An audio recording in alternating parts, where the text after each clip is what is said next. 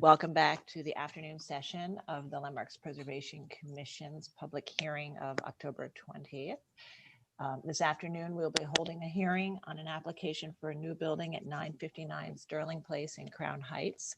This session is being held via Zoom and live streamed on YouTube.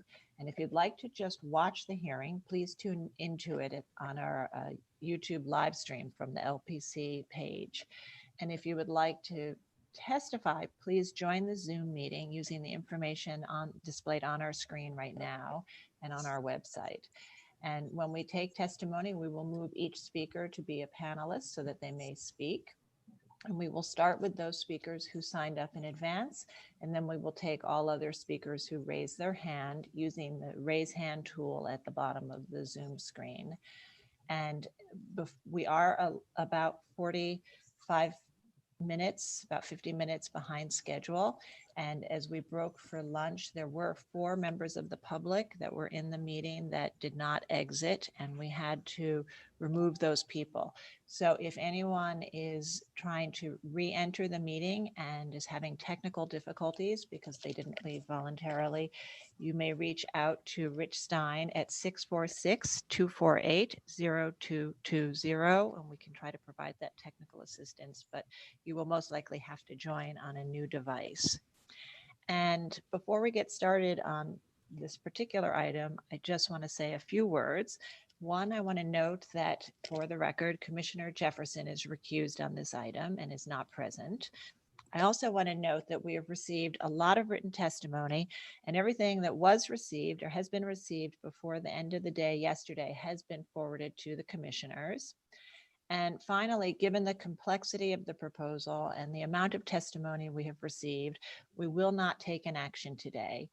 We will listen to the presentation, and then we will listen to testimony, and we may ask questions, and then we will listen to the applicant's response, and then we will close the hearing after that so that the commissioners can consider everything they hear today and all of the materials that have been submitted to the agency leading up to today. And some commissioners, in addition, may want to make a site visit. So we will take no action. We will take time to absorb and consider all of the material before us and the testimony, and we will return to a public meeting in the near future to have our discussion. So with that, I will turn it over to Caroline Kane-Levy, Deputy Director in the Preservation Department, to read this item into the record as we slowly start to bring people into the meeting. Okay, Caroline, you may go ahead. Thank you, Sarah. This item is item number 7, an application for certificate of appropriateness, docket number 20-09908, 959 Sterling Place in the Crown Heights North Historic District 2, Borough of Brooklyn, Block 1242, Lot 1, an open area on the same lot as a Romanesque Revival, Gothic Revival style institutional building designed by Mercine Thomas and built in 1888 to 89. With later extensions designed by William Kennedy and built in 1911 to 13. The application is to demolish a portion of the existing building and reconstruct the exposed facade and construct a new building with excavation and a curb cut. And commissioners, the applicant team has joined the hearing and now have control of the screen. The speakers, you just remember to unmute yourself, state your name for the record before you speak, and you may begin.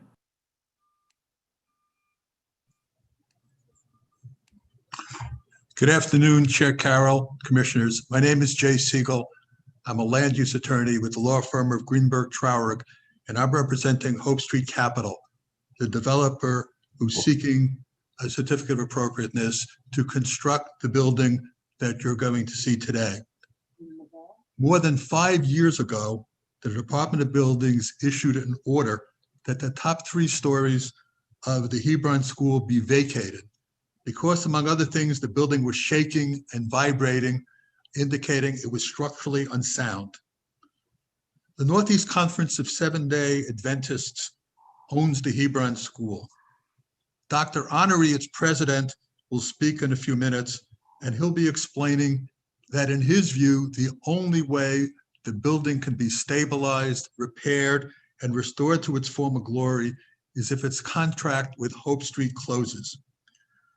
Um, The church has retained Mary Jablonski's firm, Caples Jefferson, and Silman Engineering to perform an existing condition survey of the building and to, if this application is granted and the contract with Hope Street closes, they will prepare construction documents showing the required rehabilitation and restoration work and remedial structural work.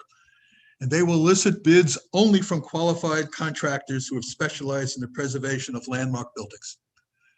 Dr. Honoré will explain that preliminary estimates resulting from the work of these firms indicates that nearly all of the $21.5 million that Hope Street would pay to the church is needed for this repair and restoration work, and that the church is prepared to spend that money on such work. Today, representatives of the Jablonski firm and Caples Jefferson will briefly explain the type of work that this building requires that will demand that type of expenditure. Then Misha Hunter, Morris Ajmi, and Tom Lewis will explain why the proposed building would be an appropriate addition to the Crown's Heights North Historic District and to the Hebron School property. Now, we appreciate that there are a lot of people here who will be testifying with a contrary view, and we want to point out to the commissioners that we have submitted a petition signed by 1,800 people who are not testifying today, but who are in support of the application. Well, I think we're ready for our next speaker, Dr. Honoré.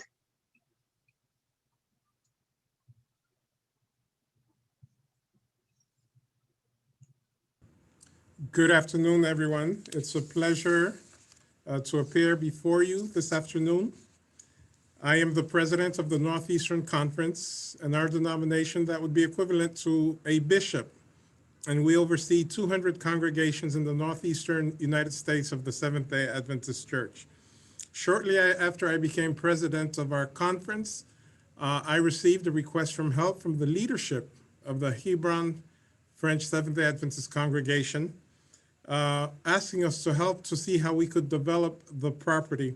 As a result of that request, we obtained counsel, we studied the zoning rules, we issued a request for proposals based on the development rights, and we received 5 qualified proposals from different firms.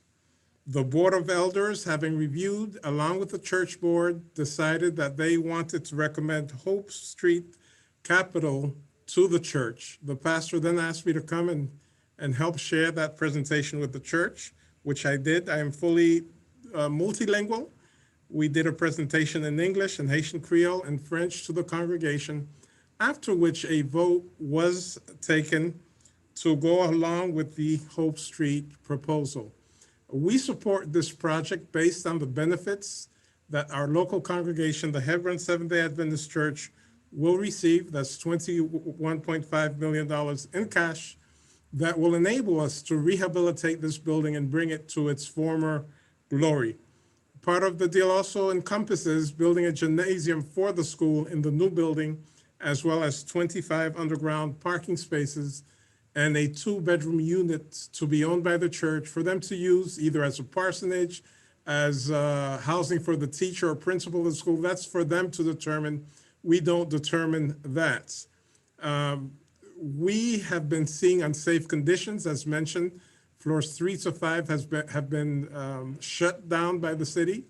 The building right now is scaffolded because we see that there are loose bricks ready to fall, and we didn't want to see anybody injured. So from the COVID era, our school has been vacant. We've moved the children out, and it's everybody's desire to see them come back into the school building. And so our assurances to this panel, to this commission, is that if this is approved, the funds received will be used for the benefit of reestablishing, of restoring this building. It's a building that is special to my heart because about 35 years ago, my father pastored this congregation, and my mother was a school teacher teaching first grade. At that time, we had almost 500 students. 2 first grades, 2 second grade, 2 classes in each grade, plus pre-K. And over the years, because of the deteriorating state of the building, many parents have pulled their children. Our commitment is also to use qualified professionals with experience in building restoration so that we can make this building everything it needs to be. And so we urge your approval of this project. We want to save our school. We want it to be available for generations to come. Children who come to the school, even when they're not of Haitian background, many times leave with a conversational level of French, because that's one of the things we provide. And we want to be able to open our doors and have the maximum space to do what we need to do and grow back to where we used to be. Thank you very much.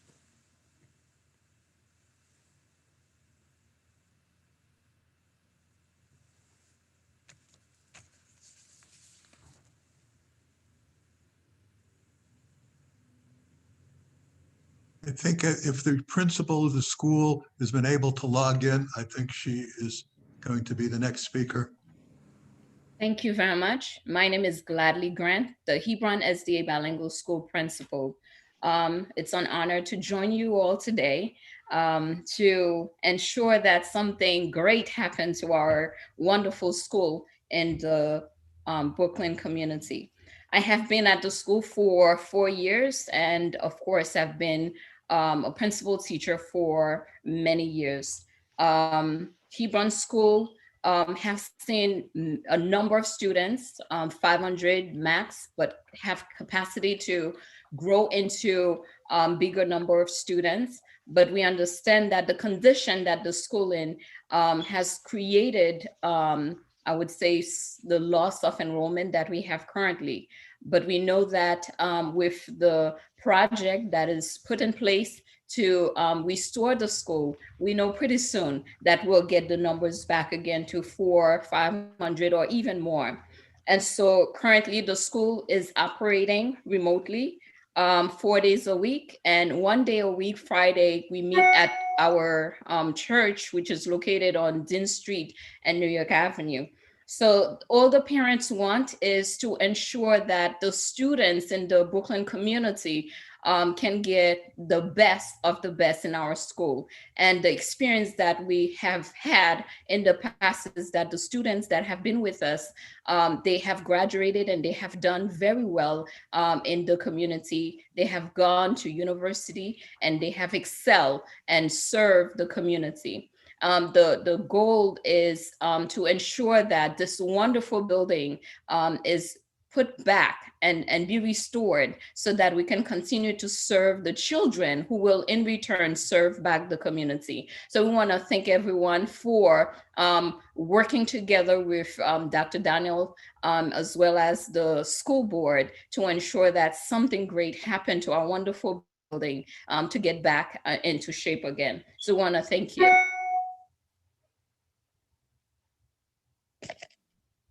Thank you.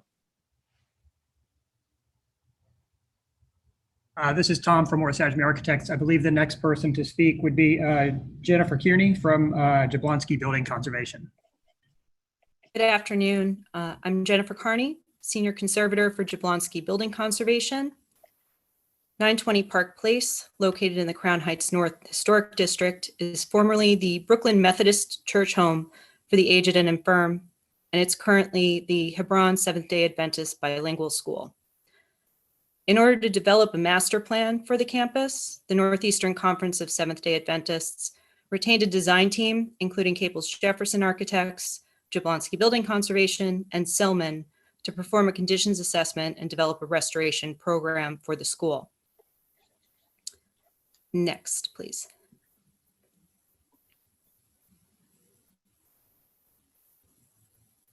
So the original central portion of the building was constructed in 1888 to 1889 of red brick with terracotta and brownstone trim.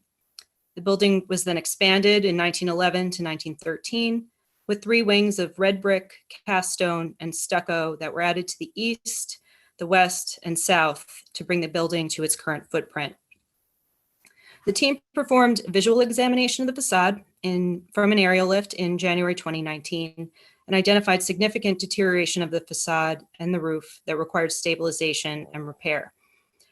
Most significantly, the tower over the entrance had severely displaced masonry and loose bricks due to vegetation growth, which led to the temporary evacuation of the school. The team also visited the site during rain conditions and identified numerous locations of water infiltration through large holes in the roof, which had compromised the roof framing. Next. The rear addition has different massing and fenestration from the main building with a shallow pitched roof along with replacement windows at the 4th floor. Cracks, open joints, and displaced brickwork are present along with severely deteriorated sills and lintels at the windows. Next. Many of the building materials used throughout the building, such as roofing and flashing, have exceeded their useful lifespan and need to be replaced. Other masonry materials, such as stone, brick, and cast stone, have been damaged by natural weathering and previous alterations or inappropriate repairs. Original windows in both the school building and the chapel are extremely deteriorated, with the stained glass windows in particular needing substantial repair. Based on the findings from this investigation, the team developed recommendations for restoration in order to provide a watertight building envelope and a safe environment for the students at the school. And now Michael Berman from Caples Jefferson Architects will describe the proposed restoration scope.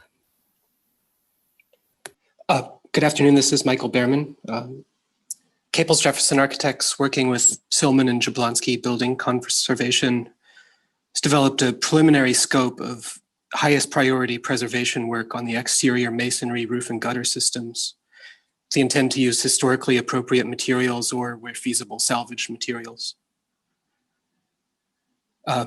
General work includes raking and repointing all exterior masonry, removing and replacing loose bricks and cast stone sills, a full roof replacement of the entire roof, lintel replacement, and installation of new gutters and a storm drainage system. The main tower that Jen mentioned earlier that was observed to be failing has been scaffolded since April of this year. And the church recently authorized emergency stabilization repair work at the tower and the adjacent roof of the original main building to be provided with temporary protection. Next slide, please. Some of the major work on the south elevation includes most likely the reconstruction of the boiler chimney that you see towards the right where the cursor is. Also replacement of the roof of the elevator shaft visible to the right of the tower where the roof failed several years ago and the temporary protection has also failed and the shaft itself is severely cracking. Next slide, please. More of the same on the south elevation. And also one major issue that needs to be addressed is around the cornice, steel structure has been exposed to elements and is corroding and thereby causing spalling of the masonry.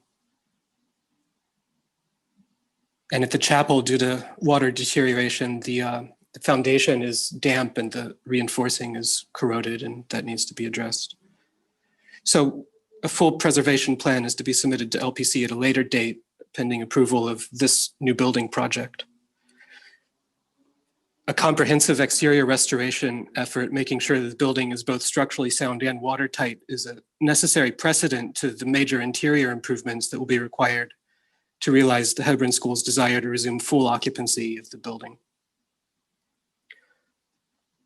I believe next to speak is Misha Hunter of Lee Saltzman.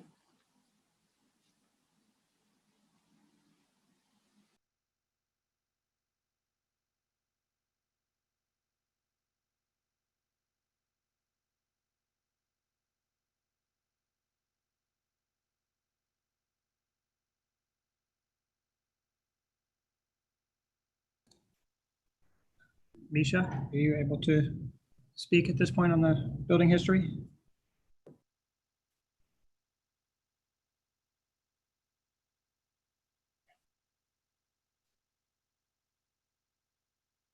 Is she in the, has she been made a panelist? I don't see her name. She was promoted earlier. Yeah, she was definitely there earlier. Hi, this is Morris. A number of people were getting kicked out, but then they seem to have gotten back on. I wonder if she was having the same trouble. I do see Edith, Misha listed as an attendee at the moment. Move her Let's back. just promote her then. She must have been kicked out. Okay. I just promoted her. All right. Can you hear me now? Yes, we Yes. can hear you. Oh, thank you. My audio went away, so thank you very much. My name is Misha Hunter Burkett. Lee Saltzman Architects. We're the preservation consultant to the Hope Street team. Just, can I have the next slide, please? Just in terms of the big picture, I just want to really emphasize that the preservation research effort really helped to inform the design process on this project. Really sought to have a dialogue between not only the historic building and the proposed new building within a campus setting, but also to have a dialogue between the new building and its surrounding context of the buildings in the neighborhood and the area around the site. Enormous due diligence efforts were made, including looking at the LPC designation report, reviewing historic maps and photographs, going to the site, carefully studying character defining features of the historic building, and seeking to reinterpret these cues in a contemporary vocabulary, studying the context of the site and the neighborhood, and identifying local building typologies and building height. So I just want to set that stage in terms of understanding the way that the research and preservation effort helped to the design process. So just to orient everyone, the site is located within the Crown Heights neighborhood of Brooklyn, which includes 3 historic districts designated by the Landmarks Preservation Commission. The site in particular is located within the Crown Heights North Historic District Extension 2 that was designated in 2011 and is bounded by Park Place, New York, and Sterling Avenues. Next slide, please. The former Brooklyn Methodist Episcopal Church, home for the aged and infirm, is an eclectic brick and brownstone institutional building. The LPC designation report notes an eclectic mix of institutional, Romanesque revival, and Gothic revival styles, as well as Queen Anne style sash. The church home was founded in 1883 to create and maintain a comfortable residence with board, clothing, employment, medical aid, and other necessary care and attendance for the elderly of the church.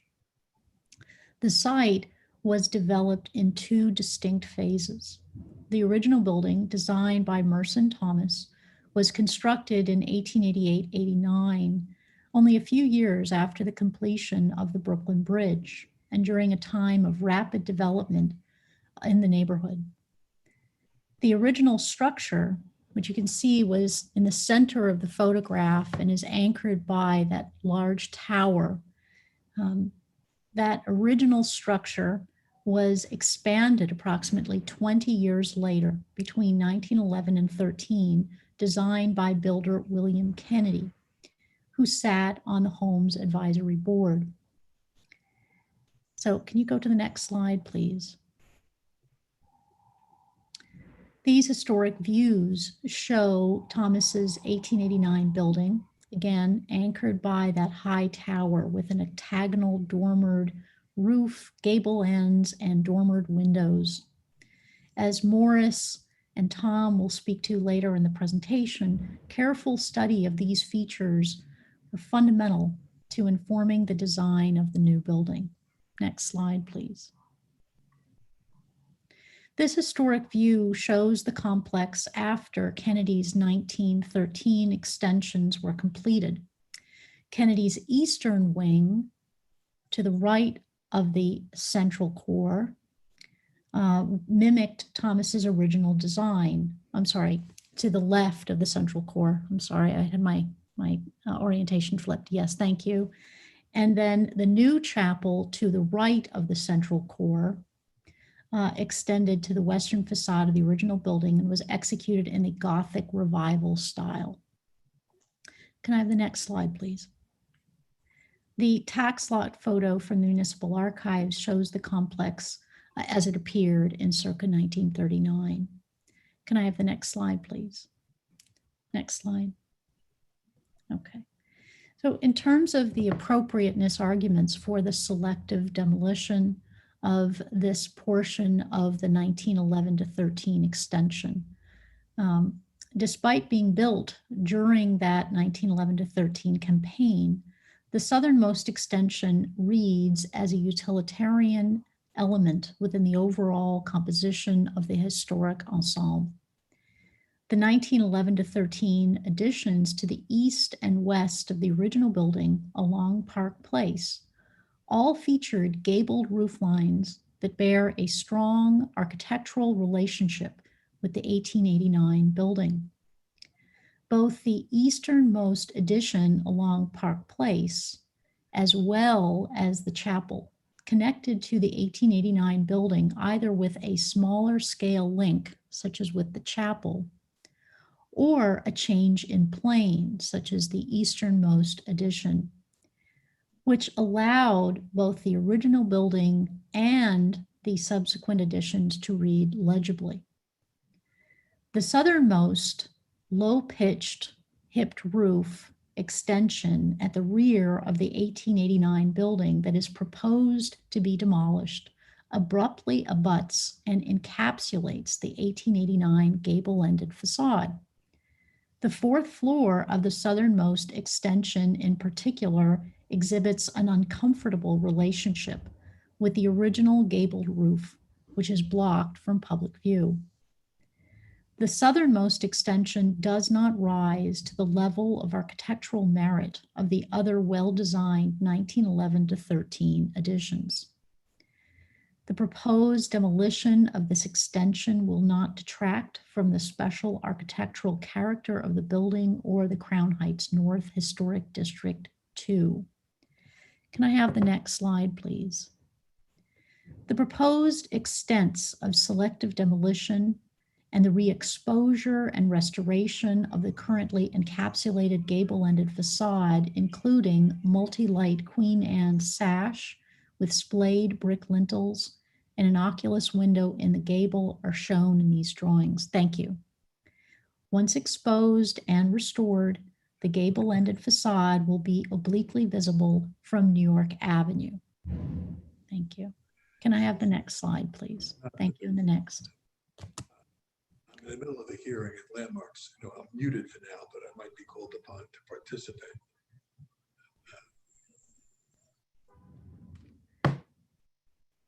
I'm going to continue. So as part of the team's due diligence efforts, we looked carefully at the context of the surrounding neighborhood and really studied the variegated roof lines and building heights and the buildings surrounding the site. The highest point of the historic building is 84 feet at the top of the tower. And neighboring buildings include a mix of taller apartment buildings as well as lower scale row houses. And I think Morris and Tom will speak to this later, but the average street wall was in the 60s. Can I have the next slide, please? The team assessed the building typologies in the neighborhood and identified 6 recurrent types, including large-scale apartment buildings located at the ends of blocks, which are called out in red, large-scale apartment buildings in the mid-block, those are called out in pink, low-rise brownstones, which are called out in yellow, hybrid multifamily buildings, which are called out in a dark blue, institutional buildings, which are called out in green, and the one freestanding mansion, which is called out in light blue.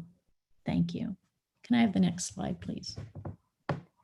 This slide features some photos of the neighborhood building typologies we identified. So, for instance, some of these larger scale apartment buildings that are on the top register of this slide, as well as some of these lower scale row houses in the middle register of the slide, and mid-scale row house townhouses or smaller apartment buildings in the lower register of the slide. Thank you.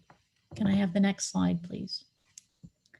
The team also looked at recurring patterns that existed within the neighborhood, particularly the pattern of where low-rise buildings are located adjacent to larger scale apartment buildings, as you can see on the upper register of this slide. We also noted the pattern of green spaces located between the sidewalk and the street wall of a building, as you can see on the lower register of this slide. Thank you. Can I have the next slide, please? We also identified a number of institutions located in proximity to the site, including several churches, as well as the Brooklyn Children's Museum, a public school, and a library. Can I have the next slide, please?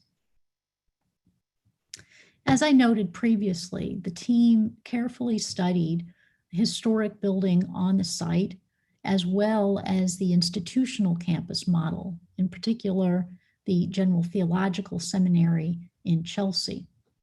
There are many recurrent themes in terms of variegated roof lines, gable ends, a play of planes animating the facades, brick cladding, and a landscape close that help to inform the design of the new building at Sterling Place. In addition to the campus model, the team also carefully studied the spectrum of historic buildings that exist within the neighborhood, in particular, looking at materials, massing, and details, which also in turn help to inform the design of the new building. I'd now like to turn over the floor to Morris Adjmi of Morris Adjmi Architects to discuss the proposed design. Thank you. Good afternoon, Chair Carroll, commissioners, and staff. I'm Morris Adjmi. I'm joined by Tom Lewis, who will help me with the presentation and go through the views after I present the design. Next slide. Go back one. The project is a residential building with 180 rent-stabilized apartments, including 30% affordable units. There's parking below grade, a gym for the school, as well as one of those apartments for the school and church. We did look at, throughout the district, at the different building typologies and tried a variety of different designs, starting with something that was modeled after the townhouses and some of the larger apartment buildings. But I think what really unlocked the key for us, or what the key that unlocked the design, was looking at this as a campus model and studying the General Theological Seminary in Chelsea, as Misha mentioned. Here we see some of the buildings that we also looked at for inspiration to use themes that we saw in the existing historic structure and reinterpret those in a modern way to help us modulate the length of the building, as well as the height and the relationship between the two buildings. In the next slide, this is, as was mentioned earlier, this is an as-of-right scheme. This particular diagram shows the zoning envelope. We are proposing a smaller building than is allowable in terms of zoning. The zoning would permit approximately 160,000 square feet, and our building design is 128,000 square feet. If you look at the next image, you'll see how we've modulated the roof lines, variegated the line of the street wall, recess the entrance back, set back the portion adjacent to the townhouses, and also created a special feature at the corner of New York and Sterling Place. I'll show you some more drawings now. The portion that Misha mentioned that we are proposing to demolish is identified at the center in the darker hatch. The building that we're proposing is to the south of that, and that's required from zoning to maintain the proper distances between the two buildings. So our building is partially built where the parking lot is shown, and to the right where the green space is. We are also asking for a curb cut on New York Avenue to allow for parking below grade, which I'll show you in the next slide. In the next slides, I should say. The building is LEED silver at a minimum. We're proposing for green roofs, a landscape portion between the two buildings, and landscaping along the building on Sterling Place. The curb cut is right there, and I'll show you in the next image. That's the ramp to the below grade parking. 25 of those spaces will be used by the school and the church. And the gym that Dr. Honore mentioned is shown in the lower left-hand corner, the southwest corner of the building, and is accessed from outside. The two red areas that are indicated are areas that we've identified for underpinning. We've conferred with Silman's office for the proper technique, and obviously we'll be following TPPN 1088 for the entire project. In these diagrams, we show the existing historic structure, school and church, as well as our proposed building, and then used color coding to show the areas and the bubbles show the areas that were served as inspiration for the project that we reinterpreted in a modern idiom. And so just to go through those, vertical elements are shown in yellow. We located the elevator in our building and accentuated that vertical element.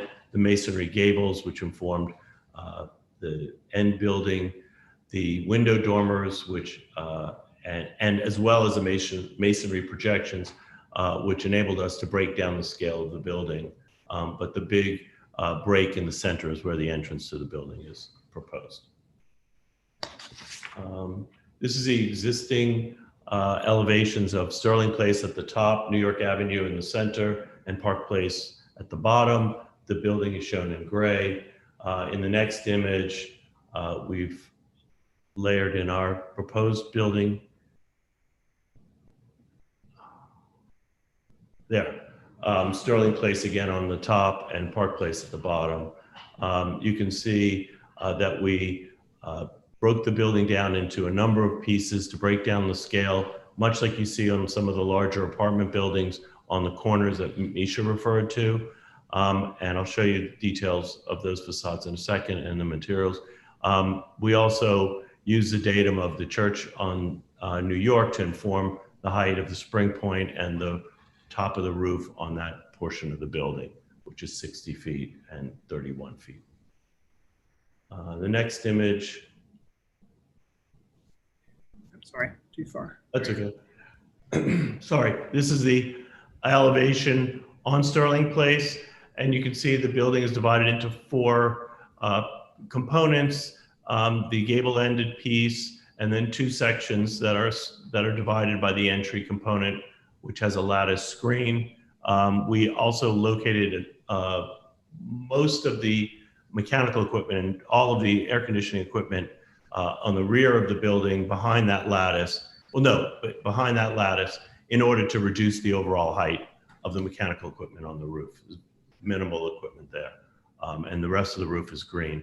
But you can see the alternating brick colors and the alternating heights of expression along the street wall. But the highest point on that is 60 feet. And that centerpiece is set back 6 feet.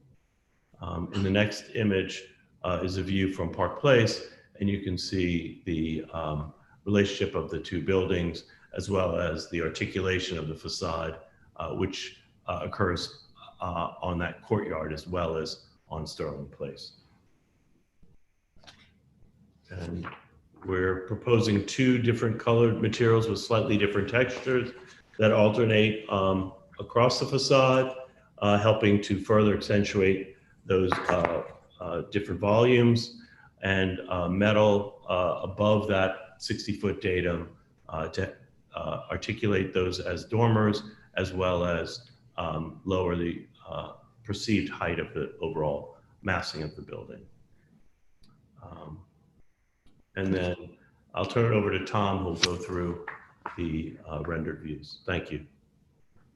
Good afternoon, and thank you for your time. My name is Tom Lewis, and I will take you for a walk around the building just to show you some of the views, rendered views that we've done of the building.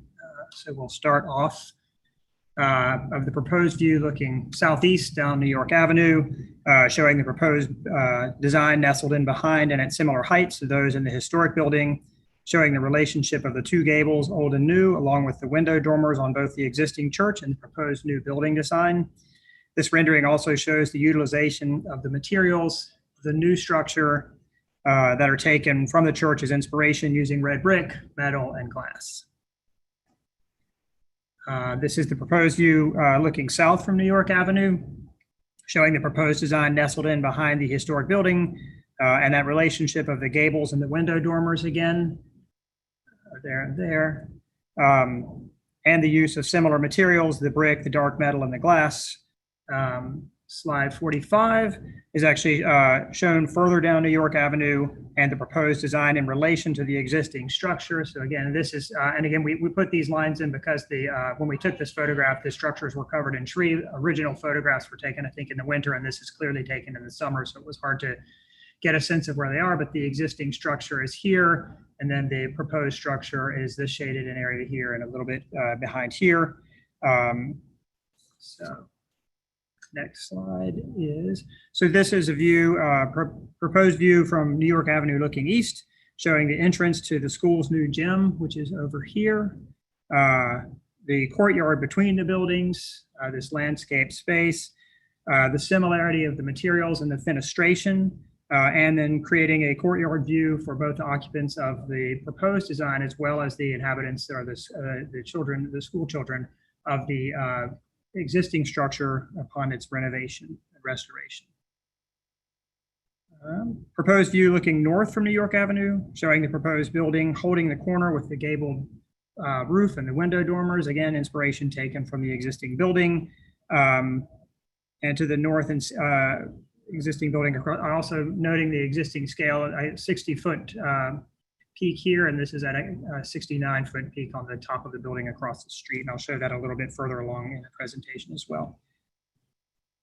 Slide 48, proposed view looking east from Sterling Place. There are two of these from different angles, similar to the one looking up New York Avenue. This is showing the projecting gable on the corner with the window dormers, the district appropriate street wall in relation to the existing building across the street, the setbacks and variegated roof lines that run down Sterling Place.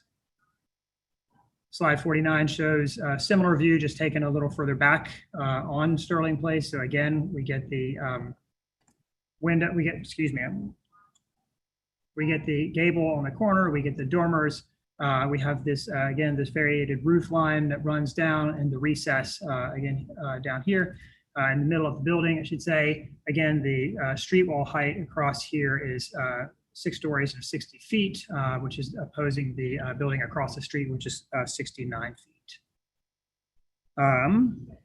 Slide 50, proposed view looking north from Sterling Place, showing a detailed recessed entry, which breaks up the building facade into multiple components along Sterling Place, alternating brick color modules. So we have the smooth brick, the smooth darker red brick here, and then the rougher textured, more orange brick here.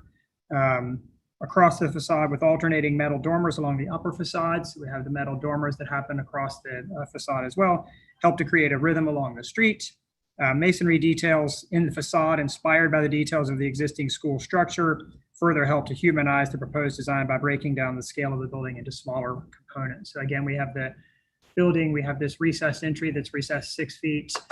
We have masonry details within the spandrel panels. We have a masonry screen detail, which really signifies the entranceway, and then a small canopy and a change of materials with stone and glass at the entryway.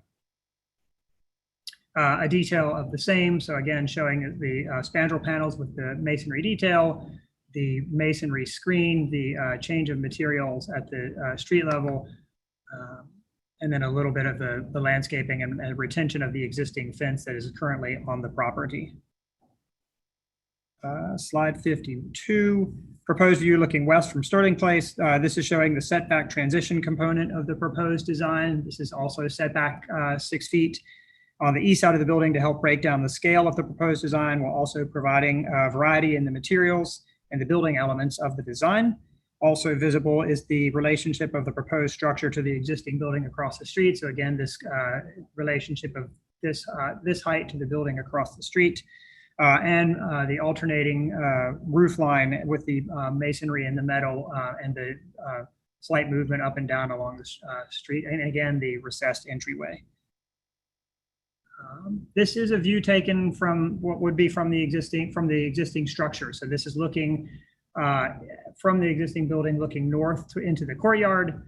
This is showing the vertical element that we talked about. Again, it's showing the variated roof heights with the metal dormer, the metal penthouse portion above it, and then this landscape space in between.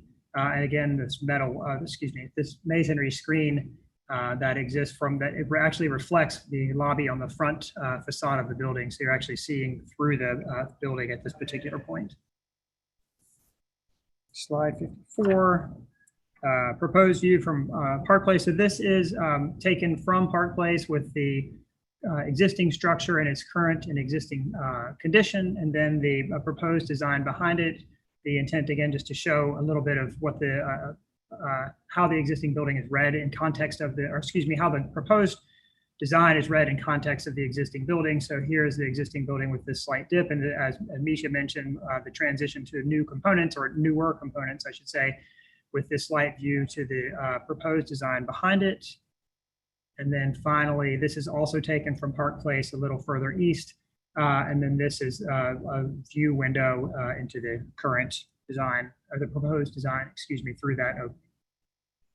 And that is a walk around the building, and that's all we have. All right, thank you very much. Commissioners, do we have any questions for the applicants at this time? I have a question. Okay, go ahead, Commissioner Bland. Thanks. What are the floor-to-floor heights of the new residential building? We are looking at approximately 10 feet floor to floor. Thank you. All right. Any other questions? Okay, not seeing any hands raised. I think we are, we don't have any questions at this time. So we will move to public testimony, and I will in a moment turn it over to our Executive Director, Lisa Kersavage, to walk us through the testimony. We do have a lot of speakers today, and I want to thank everyone for participating. I would also like to ask everyone to respect the 3-minute time limit so that we can be sure that everybody has a chance to speak today. And while I understand that this application has raised many issues in the community, I want to remind everybody that the issues related to use, light, air, noise, traffic are not under our purview. So it would be most helpful if you would use your 3 minutes to focus on the appropriateness of the physical aspects of the proposal to the site and to the historic district, meaning the building's, the presence of a building, its size, scale, and design, etc. And so with that, I will turn it over to Lisa Kersavage to walk us through the testimony. If you would like to testify on this item, please raise your hand using the raise hand tool at the bottom of your screen so we can identify you. And we will begin with the people who signed up in advance. Okay, Lisa.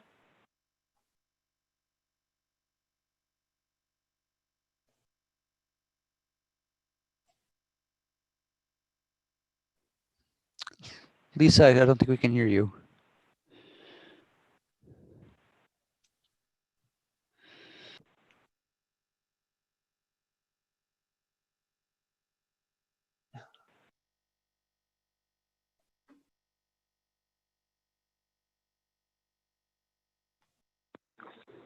Okay. Can you hear me now? Yes. Okay, I apologize. I'm having some headphone issues. Okay, so I will be starting with people that signed up, as Chair Carroll said. So we're going to start with Councilmember Cornegie. And we'll ask everybody to state their name for the record, and please stick to the 3 minutes. And you can turn on your, you can unmute yourself and turn on your camera if you choose. Councilmember? Hello. Hi. Hey guys, how are you? Good, how are you? I'm good. So I'm ready. I'm so accustomed to being on the other side of these hearings, so I'll try to do the best I can from a testimony perspective. So I'm Councilmember Robert Carnegie Jr., and I'm testifying with respect to 959 Sterling Place, located within the 36th Council District, that is LPC 20-09908 on the agenda. I urge the Commission to deny a certificate of appropriateness for this project because it does not meet the legal standards set out in our law, in our landmarks law. As neighbors, community-based organizations, and learned preservationists have attested, this project is altogether inappropriate for the Crown Heights North Historic District 2. Our landmarks law and this commission aim to safeguard the buildings and places that represent New York City's cultural, social, economic, political, and architectural history. That is precisely what neighbors and Crown Heights community groups aimed for when they secured historic designation in 2011. This 959 Sterling Place proposal impacts both the Methodist Home for the Aged and the relationship the home has with the neighborhood in a way that simply does not comport with granting a certificate of appropriateness. Both at Community Board 8 Land Use Committee and at the full Community Board, we heard convincingly from neighborhood residents and community groups how this proposal would block sunlight and airflow, air mass and bulk in a way that is insensitive to the home, fundamentally alter sightliness and alter the streetscape, erase open space, subtract from needed green space, compete with the existing structure, and come at the expense of the architectural fabric of the neighborhood. Reviewing the proposed development and reviewing the unique history of this site, I believe you should find that these objections are warranted. My letter dated October 16th contained further details, but I want to underscore the point that these objections are not idle comments from our Crown Heights community. This is the input of people who care passionately about our community as myself. They are the contributors of some of the self-same people who worked to secure the historic designation granted in 2011. We should not ignore their voices today. That is why I urge you to deny a certificate of appropriateness. Thank you for allowing me to testify this afternoon. Great, thank you very much. Next, we'll be bringing in Ethel Tice.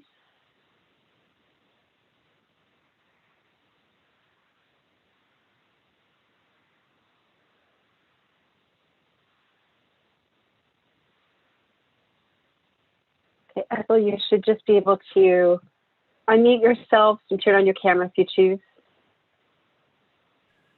Thank. Oops, you just need to unmute yourself. I am now there you go. Again. Okay, can you hear me now? Yes. Okay, great. All right, so and I have my camera on as well. I am Ethel Tice, Chair of Brooklyn Community Board 8, following up on a letter sent to your office regarding the results of the October 8th meeting, where Brooklyn Community Board 8 voted to withhold support for this project, 28 in favor, 2 against, and no abstentions. The proposed building clearly competes with, rather than deferring to, the existing Hebron building in scale, bulk, and materials. The building is the architectural gem of the Crown Heights North Historic District. The erasure of the open space translates into LPC's purview because it is an adverse impact on a key architectural resource of the Crown Heights North Historic District. It will result in the isolation of the property from its setting, its visual relationship to the streetscape. The resource's visual provenance is lost. It is no longer part of an open setting and can no longer be seen as part of a significant view corridor. The scale of the proposed plan is incongruent with the streetscape of the 3- and 4-story row houses on Sterling Place between New York and Brooklyn Avenues. While the proposed edifice could, with a painful stretch of someone's tortured imagination, be considered harmoniously appropriate under certain zoning resolution sections, the bulk and scale is visually insulting to both the streetscape and the character of the historic district. While LPC's concerns are hopefully dedicated to historic preservation, the local residents, as you've said, considered additional factors in their decision-making on whether to support this project. I must note that Hebron is being disingenuous in their claims of no other funding opportunities. From 2006, they had a HUD offer from HUD with support of the Fifth Avenue Committee to rehabilitate 920 Park Place. Further, Dr. Honore sent a letter to the state. Dr. Honore's letter to CB8 rejected state funding because Hebron wants a religious school. So that is an opportunity that should not be foregone. It should be considered.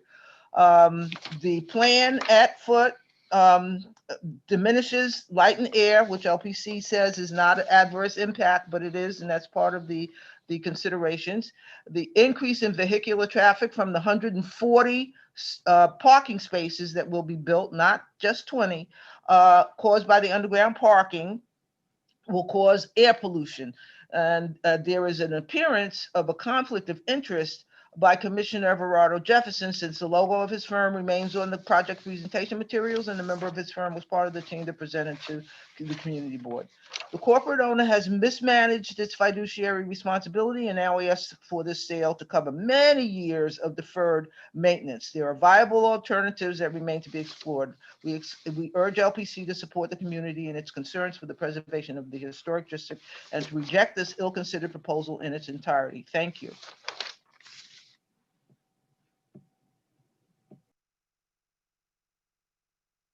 Lisa, you're muted.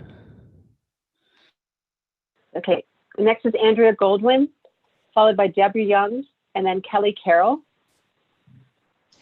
Okay. Yes, you're good. Great, thank you.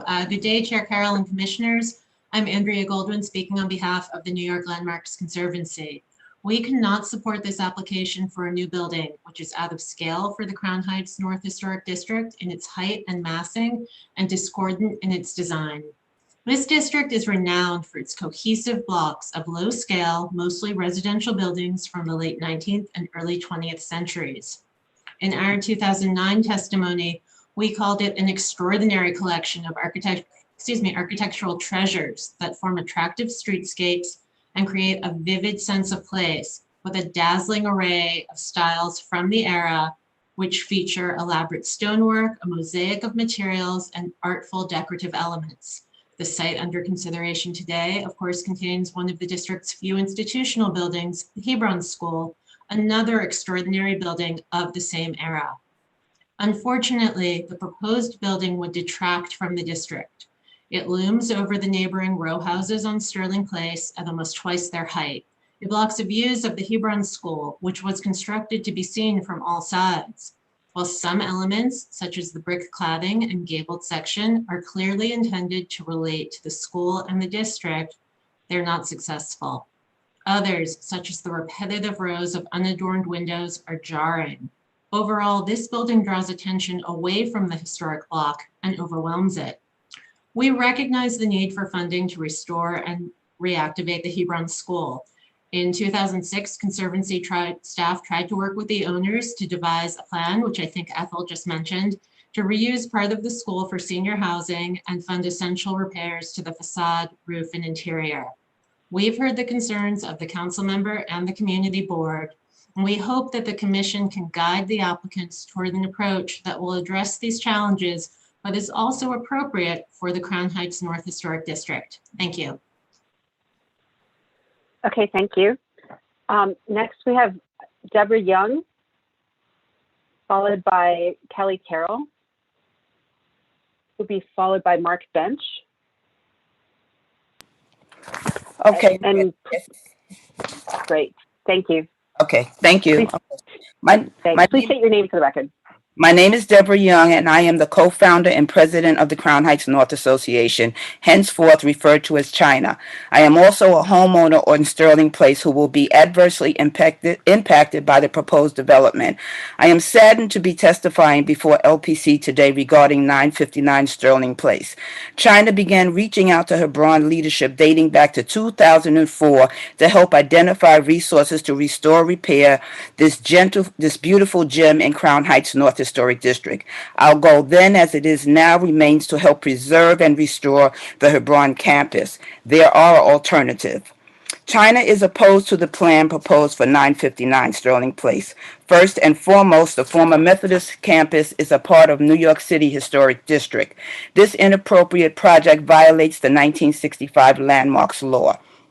The entire property is also listed on the state and national registers of historic places. SHPO will likely find a project of this size and design to be an adverse impact on the historic resources. The proposed plan will negatively affect the architectural integrity of the Hebron site. The proposed plan clearly competes with, rather than being deferential to, the existing Hebron building in scale, bulk, and materials. Hebron is the gem of Crown Heights North. It is an intact, picturesque, Romanesque, revival, Gothic institutional building, the only building of its kind remaining in central Brooklyn.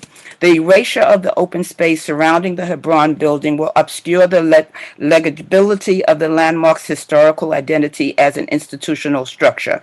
The project will be a substantial adverse impact on the architectural resource of the historic district that will result in the isolation of the property from or alteration of its settings or visual relationships with the streetscape. This includes changes to the resource's visual prominence so that it no longer conforms to the streetscape in terms of height, footprint, or setback, is no longer part of an open setting, or can no longer be seen as part of a significant view corridor.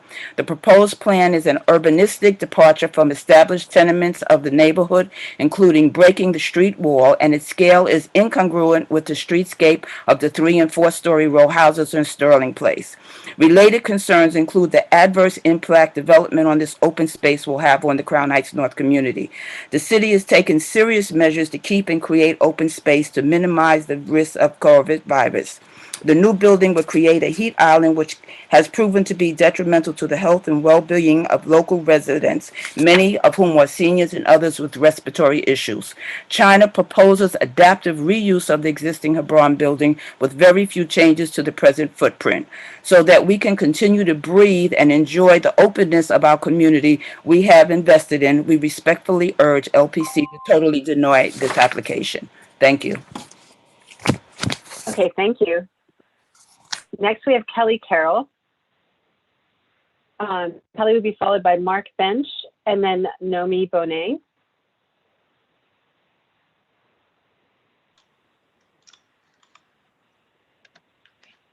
Good afternoon, Kelly Carroll for Historic Districts Council.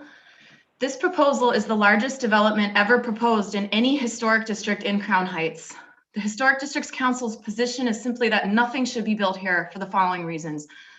Per the docket, this site is not an empty lot. It is the grounds of the former Home for the Aged, which the designation report describes as a grassy, expansive campus. The presence of a campus is inherent to institutional design. It prominently showcases buildings from distant vantage points and formally distinguishes the institution from its residential surroundings. An argument that this site is underbuilt imperils every square foot of open space in our designated parks, campuses, and even front lawns. Next, this complex does not have secondary facades.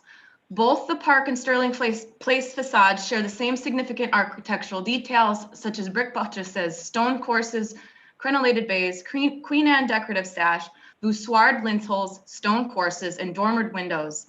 While there is an insensitive addition on a small portion of the Sterling Place elevation, this mistake does not automatically categorize this side of the campus as disposable. The southern side of the grounds have equal surface area as the north, as the home was purposefully sited in the center of the campus. Does that mean that in the future, development could be proposed for the Park Place lawn? If no, then how is the Park Place elevation different from Sterling Place? HDC argues that there is no difference because the entire complex was designed to be visible to the public, whether one was approaching from the north, south, east, or west. This collection of buildings is Romanesque and Gothic Revival. Both are picturesque styles. Endemic to the picturesque is the legibility of the dramatic silhouette of a building from afar, especially its roofline. The current plan's monolithic mass and height will obliterate the home's variegated roofline and drown its hallmark octagonal tower in a thicket of development and permanently block all views of the buildings from the south. The proposed development compromises the landmark's prominence and superiority to the extent where we wondered if site visits were ever conducted. The gable end design move on New York Avenue should be a response to the chapel, not an upstaging of it. As for the rest of the massing, it is merely a zoning box which marches forward in scale towards the smallest houses in its vicinity, an urbanistically injurious failure to the scale, rhythm, and street wall of Sterling Place. The applicant did not provide a single example of new construction from within the Crown Heights Historic District to reference as precedent, despite this complex itself being an example of how to sensibly add buildings in this location. The Museum of Natural History and the Morgan Library are cited as precedents, yet those examples are subservient and deferential to the landmarks that they abut, both in scale and materials. Overall, this proposal is an unsophisticated response to an incredibly rich historic context. A serious reevaluation is required to determine if it is acceptable to develop the only 19th century institutional campus in this neighborhood, and if yes, how to ensure that one of the finest examples of Romanesque Revival architecture in Brooklyn is treated as the jewel that it is. Thank you. Okay, thank you. Next, we have Mark Bench. And Mark will be followed by Nomi Bonet and Jacqueline Pettigrew.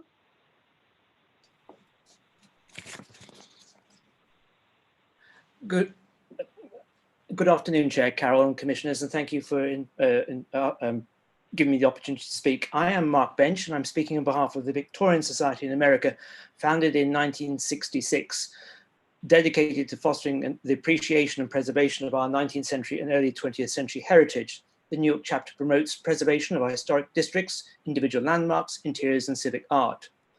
We oppose this proposal for a new building on the grounds of the former Brooklyn Methodist Episcopal Church home within the Crown Heights North District 2.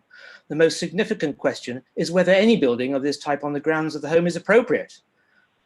The placement of the original complex in nearly the very center of the lot clearly shows the intent for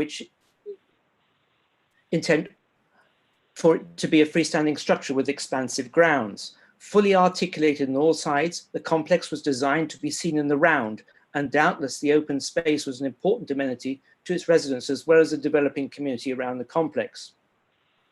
A building of the scale and type proposed would severely compromise these essential characteristics of the historic complex and its relationship to the surrounding architectural community. The south elevation of the proposed building on slide 39 clearly shows the proposal's weaknesses, obscuring the picturesque roofline of the historic complex, clashing with the small scale of the adjacent houses, and presenting a massive wall to the street. We would not say that no building could work here, but the proposal's overwhelming mass and height and the weakly derivative design, a thinly traditionalist skin attempting to cloak a massive modern building, is not the answer. What might work would be a series of smaller buildings scaled to complement the historic character of the neighborhood and contrast with the institutional character of the home. For a single large building, one need only look a few feet away at the Methodist home itself to see how to design a large building that complements and fits within historic context. We note also the proposed garage ramp is inappropriately located immediately adjacent to the historic Gothic chapel, a situation that will visually degrade the character of this important component of the historic complex. Any proposal to cut off visual access to the south elevations of the historic complex could be mitigated by providing a public easement between the historic complex and new building. It isn't clear why the work on the historic complex is being presented, as it is not part of the application for a certificate of appropriateness for the new building. If it is intended to be a sweetener for the proposal, we say the proposed work appears to be quite incomplete and second rate. Asphalt felt shingles, failure to replace missing projecting masonry features, and no mention at all of the remaining historic multi-light Queen Anne style windows. We urge the Commission to deny this proposal as it is so far from being appropriate. However, if the Commission feels it can be successfully modified, then we urge that the hearing remain open so that the public can continue to engage in the design and review process. Thank you. Okay, thank you. So we have Nomi Bonet, followed by Jacqueline Pettigrew, and then Fior Ortiz Joyner.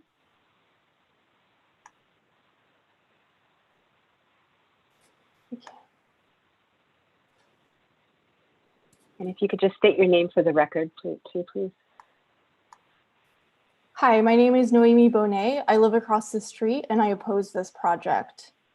As a visual artist, I think daily about the power of objects. And buildings, large objects that they are, can have tremendous power. The power to stop us in our tracks, the power to symbolize values that give our lives meaning, the power to anchor an entire neighborhood. The Hebron complex, formerly a home for the elderly, is one such building. And its power is dependent on its relationships. At top, its relationship with the sky, and at bottom, with the lawns that frame the building, signal its importance, set it back from the sidewalk, and allow for panoramic views. When I read the city's manual for the protection of historic resources, I'm struck by the limitations of language. Because ultimately, all of the technical language we have isn't just about protecting buildings. It's about protecting people and values and ineffable experiences that characterize city living. The emotional connection I have with the Hebron building in turn ties me to my neighbors who feel that same bond. And so a view is not just a view, and our communal experiences of this institution are not a trivial matter. This site functions as a vital emotional anchor that fosters community among neighbors and visitors. Its rich history gives meaning to our lives by connecting us to those who walked these streets before us. And if this landmark is properly protected, to those who will walk along Sterling Place, Park Place, and New York Ave long after us. The massive, incongruent structure being proposed today is not only an affront to the architectural integrity of this district, but to its emotional integrity as well. It will leave an entire neighborhood unmoored. What we will have instead is a stark reminder that the city has ceded control to a real estate oligarchy whose appetite for profit knows no bounds. And so I call on the commission today to please set a boundary, because someone has to. This applicant is trying to see what they can get away with, and others like them are watching. If the commission does not reject this application, if you allow this to be the starting point for a negotiation, the best thing we will get instead of a completely egregious building is one that is only slightly less egregious. To honor its mission today and in the future, I feel strongly that the commission needs to send a message and say no. A vote against this project is a vote in support of the many alternative options to properly restore Hebron. And Hope Street Capital will be just fine. They can take their hard work and their mock-ups elsewhere, somewhere where this design won't be completely and utterly inappropriate. Thank you. Okay, thank you. We have Jacqueline Pettigrew, followed by Fior Ortiz Joyner, and then followed by Judith Wolewski. So Jacqueline, you just need to unmute yourself, there you go, and turn on your camera if you choose, and please state your name for the record. Oh. Hello, we can hear you. Okay, you can hear me? Okay. That's right. Good day. My name is Jacqueline Pettigrew, and I'm a homeowner on Sterling Place between Brooklyn Avenue and New York Avenue, and I live 2 doors from the Hebron Crown Jewel proposed project. I have lived here for over 35 years. I have always admired the architectural design and the green space that Hebron Crown Jewel has, because it demands it. Whoever saw and heard of a magnificent mansion that doesn't have green space surrounding it? The Hebron Crown Jewel needs that green space surrounding it. A half a city block, the Hebron Crown Jewel is sitting on green space, which is also landmark, which is why it is being taken away. Once it is gone forever. I always hoped that the structure could stay as it is because there is nothing else in the surrounding area that looks like the Hebron Crown Jewel.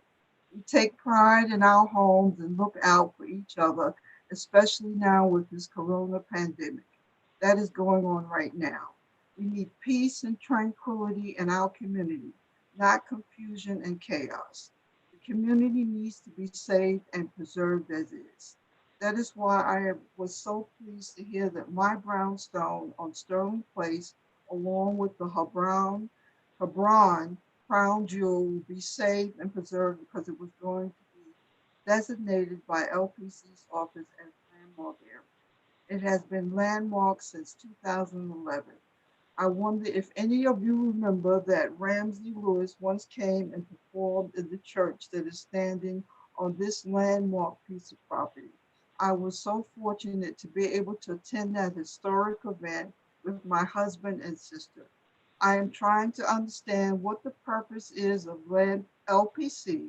I thought LPC is here to sort out all the architectural buildings in New York, along with the rules and regulations you enforce to save and preserve them, and not allow a developer like Hope Street Capital to propose an inappropriate scale of a building, inappropriate design with glass and steel, disrupt the foundation to the south side of the street on Sterling Place and the surrounding brownstones like my house, which can have a significant adverse impact, reduce the sunlight, airflow, and my quality of life.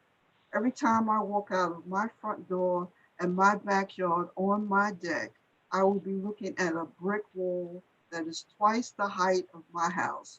It will be blocking my view. I will feel caged in. I will not be able to see the Hebron crown jewel or the grounds, or be able to see all the way to New York Avenue from my deck in my backyard.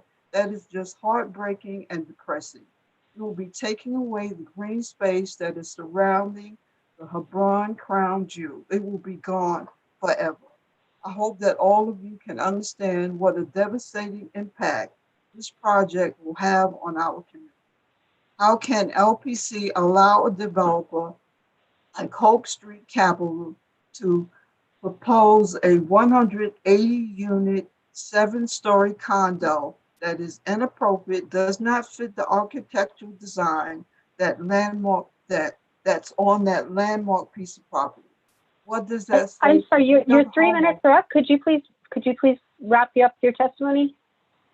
What does that say to any other homeowner that has respected the rules of the LPC if they want to make changes to their homes that is on a landmark piece of property? What is the point of having landmark status? I am opposing the proposal, and I'm asking that LPC commission to say no to this project. Thank you. Okay, thank you. Okay, next we have Fiora Ortiz Joyner, followed by Judith Woletsky, and then followed by Suzanne Spellin. And we ask everybody to state your name for the record, and please try to respect our 3-minute time limit. Sure. Good afternoon, Chair Carroll and Commissioners. My name is Fiora Ortiz Joyner, President of the Rebirth of Bergen Street Block Association. I am emphatically opposed to this project. I have resided in Crown Heights North Historic District 1 since 2006. The first time I saw the Hebron Seventh-day Adventist School, formerly the Methodist Home for the Aged, it literally took my breath away. After standing there in awe, I immediately thought this beautiful structure needs to be protected and preserved. Thankfully, that protection and preservation came in 2011. The project Hope Street Capital is proposing is inappropriate in style and scale and will have an adverse effect on the architectural integrity of this landmark site. Approving a project of this magnitude will set a precedent that will be sure to create a negative impact to the preservation of Hebron's historic building and Crown Heights North in the future. If the south side of the campus is sold and this project built, will the north side of the campus one day be sold and another inappropriate structure built? Where would the line be drawn? By the way, there is no such thing as of right in a historic district. This historic structure has seen better days, but developing on its campus will be damaging. This grand building once housed the aging population in the community. It could be repurposed, creating affordable housing for our seniors as well as an educational institution for children again. The Hebron SDA building is large enough to accommodate both simultaneously. This Romanesque revival Gothic institutional structure can never be duplicated. Building an inappropriate scale building to compete with this gem would be devastating to the future of this newly designated historic district. Even in this gorgeous building's state of disrepair, the design Hope Street Capitol has presented today cannot hold a candle to it. Honestly, it's quite disrespectful. This building is meant to be enjoyed from all directions. The proposed development will block the south side of this historic building forever. Those beautiful stained glass windows on the south side will never be seen again from Sterling Place. That would be an absolute travesty. We were bestowed this historic designation because LPC believed Crown Heights North needed to be protected and preserved. Please continue to protect and preserve Crown Heights North by voting against this inappropriate project. There are alternative funding plans available to landmark buildings. Selling to developers should not be the only option for financially unstable landmark institutions. The Crown Heights North Association has tried to help Hebron's leadership secure such funds for over a decade. Their efforts have been ignored. To say the community has never cared about this historic site before is simply not true. The prestige, protection, and preservation a landmark status represents will be diminished if this project is approved. Do not allow Crown Heights North's history to be forever altered and tarnished. Thank you all for your time. Okay, thank you. Next, we have Judith Waletsky, followed by Suzanne Spellin, and then followed by Rob Mendelbaum.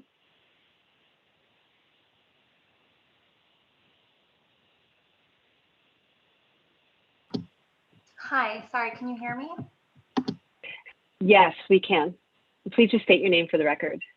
Hi, my name is Judith Waletsky, and I'm fiercely opposed to this proposal as a resident of 980 Sterling Place and as a fifth-generation Brooklynite. Every morning, I wake up in a 1910 brownstone greeted with a design intention from 1889, which affords me 35,000 square feet of green space, like the thousands of people who have lived on the street over the last 110 years. I live in a moment uniquely preserved in 1913. The proposal by Hope Street Capitol is an outrageous violation to our quality of life.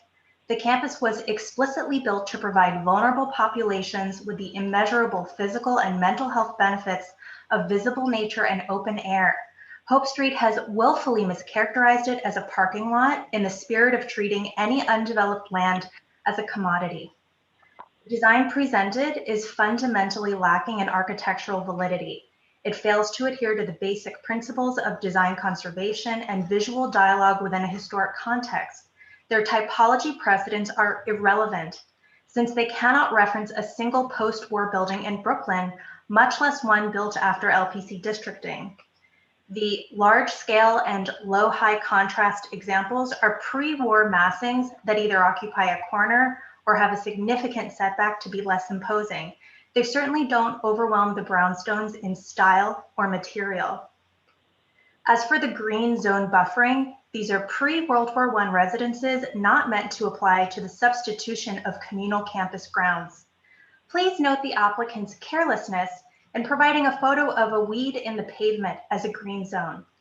Bluntly, the proposed building material and massing references are anachronistic and inappropriate to our landmark neighborhood. This does not mirror a historic structure in material and scale while preserving a communal courtyard like their references at Chelsea's Theological Seminary or the Brighton College Dormitory. They've used converted factory buildings in Belgium and modernized brick patterns from London and Uruguay as concept and style references. The proposed elevator shaft also does not mimic the tower and the chimney of the school like in their King's College reference. Note the illogical diagram of their massing concept. The top of the tallest tower of the school at 84 feet is an insane datum line to justify an 81-foot tall monolithic building. Residents were aghast at this proposal, calling it a prison because that's how it feels in this context. It towers over the entire block, leaving us in an immovable 60-foot tall shadow of glass and steel. LPC, be our guardians against this giant cash box threatening to drop from the sky. We will never have another building like the Hebron School. The generic building proposed could be found anywhere. Please vote no and don't sell Brooklyn out. Thank you. Okay, thank you. Next, we have Suzanne Spellin, followed by Rob Mendelbaum, and then followed by Roland DeMero.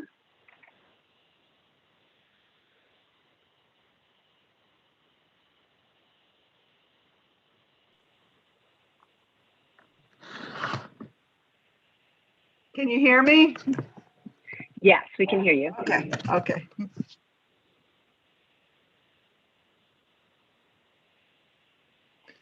Thank you, commissioners. My name is Suzanne Spellin. One crisp fall day in 2000, after just moving to my new home in Crown Heights North, I decided to explore my new neighborhood. I walked down New York Avenue towards Eastern Parkway, and there it was, this half block of overgrown grounds with a sprawling Dickensian pile in the center. This was my first view of the former Methodist Episcopal Home for the Aged. She had obviously seen better days, but wow.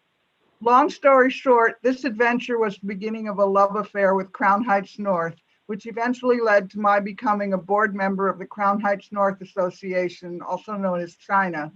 After over 10 years of dedicated hard work, we succeeded in getting our unique late 19th and early 20th century neighborhood landmarked and then placed on the state and national registers.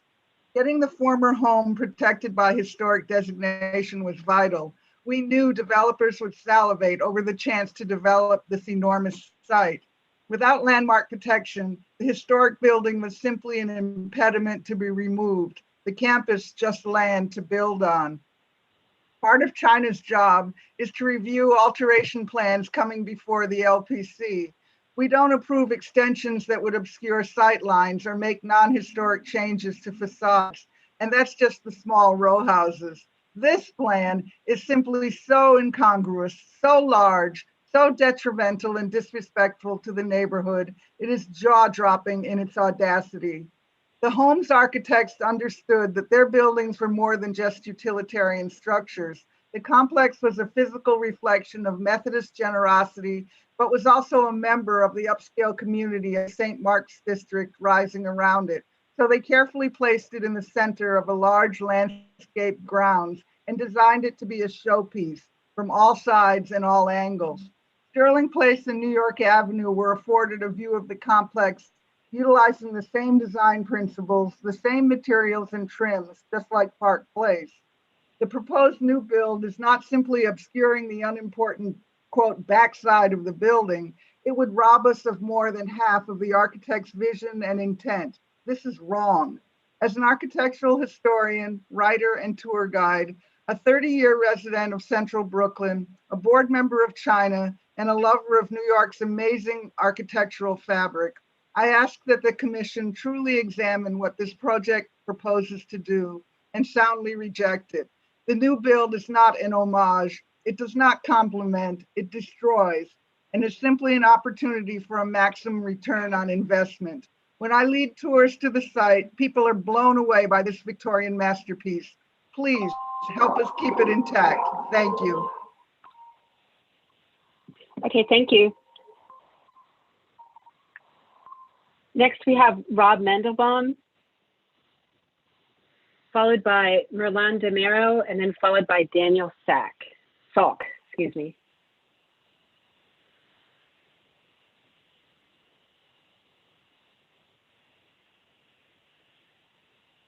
Okay, Rob.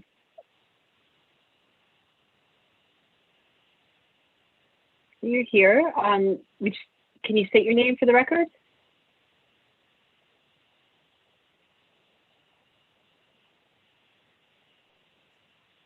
Rob Mendelbaum.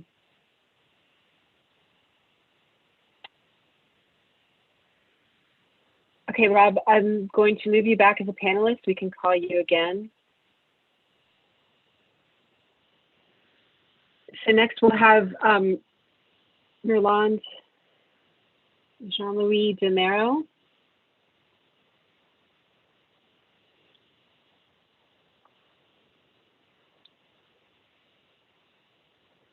And you just need to unmute yourself. There you go.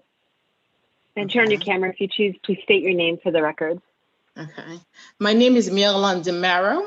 I am a Hebron SDA member since 1986.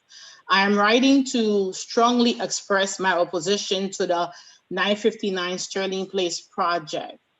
It will demolish a portion of our beloved Hebron Seventh-day Adventist bilingual school and construct a new building submitting the south side of the campus. The Hebron Seventh-day Adventist Church community stands against this deal, not just because NEC went through this process without the consent of the church members, but also because NEC does not want to help save the school.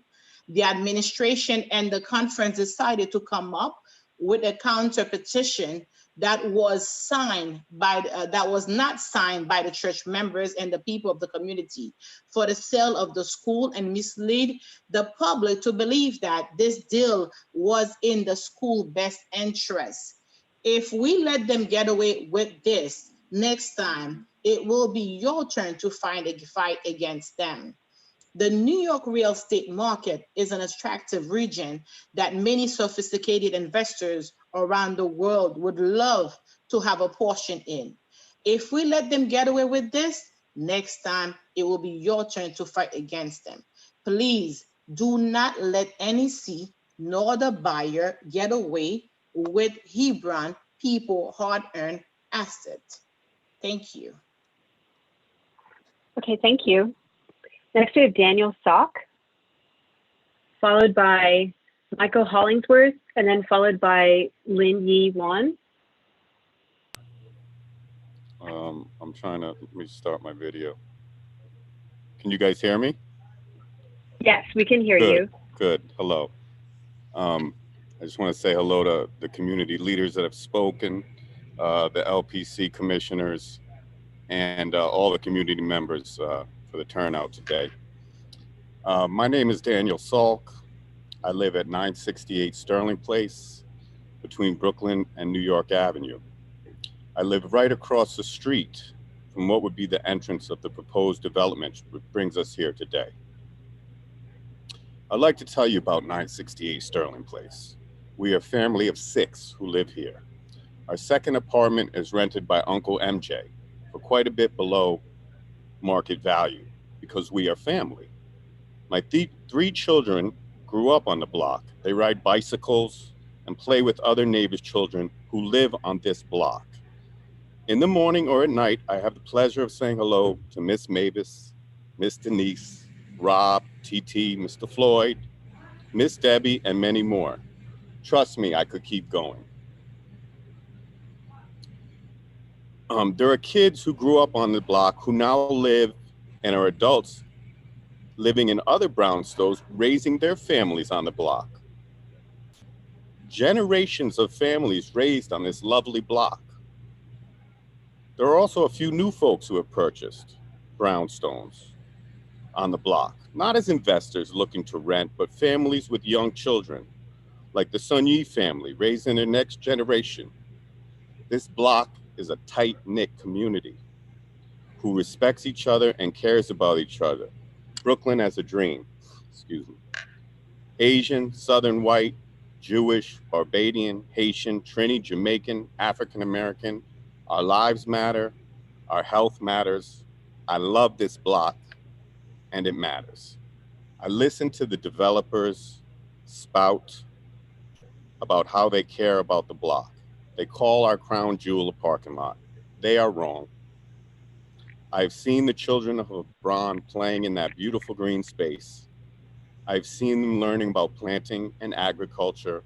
I've seen them with my own eyes cultivating the land. I hear the joyous cries of children playing in the open green park of the church and schoolyard. So why is this development necessary? Why is it even being considered? Hebron needs to maintain and fix the crown jewel. Hope Capital represents that help, but does it? Is their motives anything more than preying on this poor community and reaping the most profit possible for itself in the name of saving the school? We can see from the out of place and inappropriate plan that they have presented that they are not concerned with us. They do not have the children and congregants of Hebron, nor their community, or the block, nor Brooklyn as a whole at heart. We are not an afterthought. Our health and mental well-being is not an afterthought. We have seen our elderly die during this pandemic.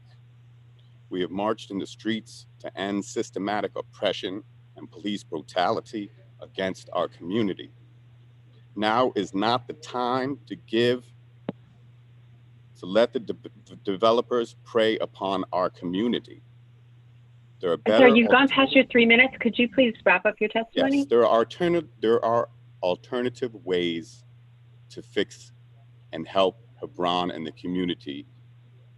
And we should come up with those. LPC, the community, Hebron, we need to get together and we need to solve this problem. This is not the solution. I oppose it wholeheartedly, and I'm done. Thank you. Okay, thank you. Okay, next we have Michael Hollingsworth, who will be followed by Lin Yi Wan, who will be followed by Laura Landau.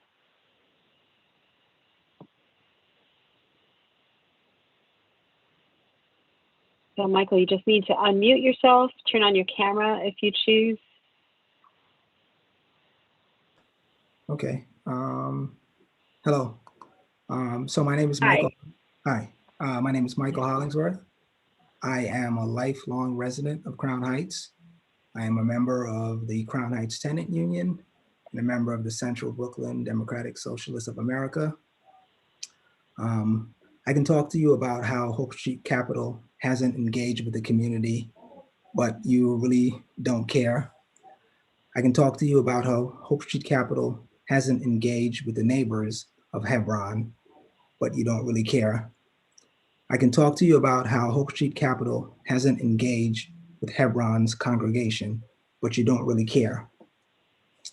I could talk to you about the environmental impact, but you don't really care.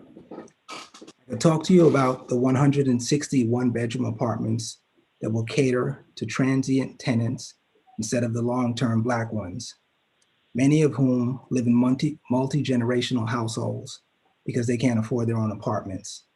I could talk to you about how Hope Street hasn't let us know which affordable option they'll select. But those of us who have dealt with developers know that the affordable units won't be affordable to existing residents. So I'll just tell you that this project is out of context with the neighborhood. It's out of scale with the existing row houses. And more importantly, it's not wanted by the neighborhood. So I ask that the commissioners do what you've done in majority white neighborhoods like Prospect Heights, Brooklyn Heights, and Carroll Gardens. You respect the history and the people of Crown Heights, and you reject Hope Street Capital's application. Thank you. Okay, thank you. Next we have Lin Yi Wan, who will be followed by Laura Landau and then followed by Jake Reddy.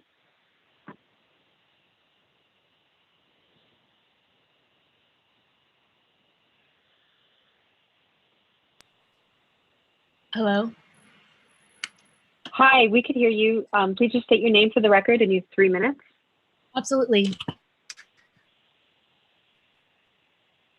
Commissioners and hello from Sterling Place. My name is Linny Ryan and I'm testifying in opposition to the proposal on behalf of my neighbors, Alicia and Aviance Carrington today. We are the owners and residents of 985 Sterling Place, and our home of almost 30 years will be most adversely affected by the proposed development, as our western wall is directly adjacent to the Hope Street Capital proposal. When I was in junior high school, one of my neighbors on Sterling Place, Ms. Gardner, told me the story of the Methodist Home for the Aged in the neighborhood, how her parents had bought the house, and how it had become an affluent middle-class minority community. Just learning about the history of the building planted the seed of pride in our neighborhood because I realized the importance of having a landmark like this that we could call our own. Everything in Crown Heights North has a history, a legacy, and adds value to the community. It also adds value to us, the residents, because we take care of our homes with a sense of purpose beyond just making sure the roof stays over our head. We take care of our homes because we understand that the legacy has to be passed on. So, with or without the designation as a landmark district, we have always maintained the neighborhood like it was historic because we understood the legacy. Even if the historic Methodist home building is still there, the idea that those on Sterling Place will not see the history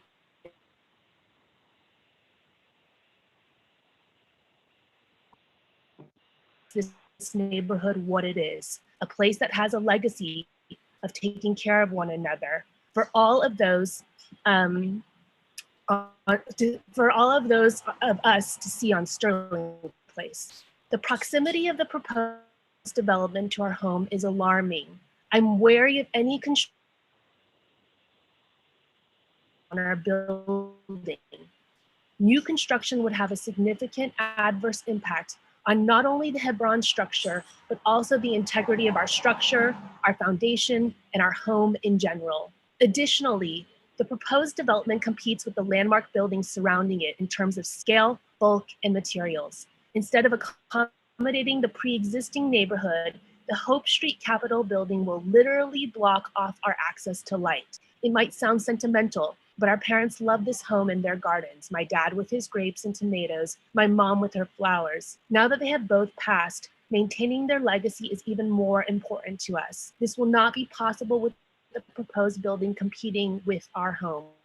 It would affect our home as a whole, preventing us from maintaining this legacy for our parents and our historic neighborhood and our homes. I urge you to vote no against the proposed development, not only for safeguarding the integrity of the landmarked Hebron SDA structure itself, but the legacy of our historic neighborhood and our homes. Thank you. Okay, thank you. Next we have Laura Landau, followed by Jacob Reddy, then followed by Sarah Leonard. Hi, can you see and hear me? Yes, we can. Please state your name for the record and you have 3 minutes. Yes, my name is Laura Landau and I'm speaking today to state my opposition to the 959 Sterling Place project. I'm a resident of 960 Sterling Place and my windows overlook the south side of the Hebron Seventh-day Adventist Church and School. The view from my apartment is one of the things I treasure most about my home. In fact, if I look outside my window right now, I can see the beautiful gabled roof, the stained glass windows, and the open space of the church campus. The church is the only building of its kind remaining in central Brooklyn, and it seamlessly combines Romanesque revival and Gothic architecture with newer additions from later periods. The proposed development would permanently hide the entire southern facade and obscure the dramatic roofline of this architectural gem, depriving future generations of Crown Heights residents of this historic view. Further, the new design's inappropriate scale would dwarf the existing church building and alter the view from the north and west as well. In addition to blocking the view of the existing building, the proposed development's modern style is incompatible with the architecture of Crown Heights North Historic District 2.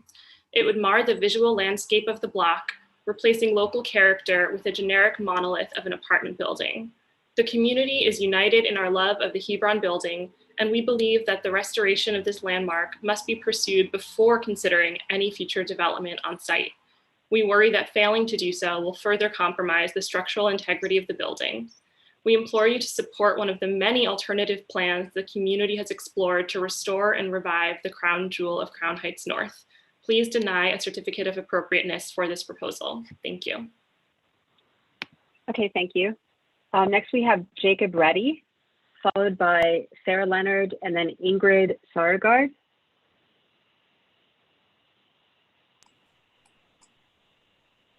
Hello.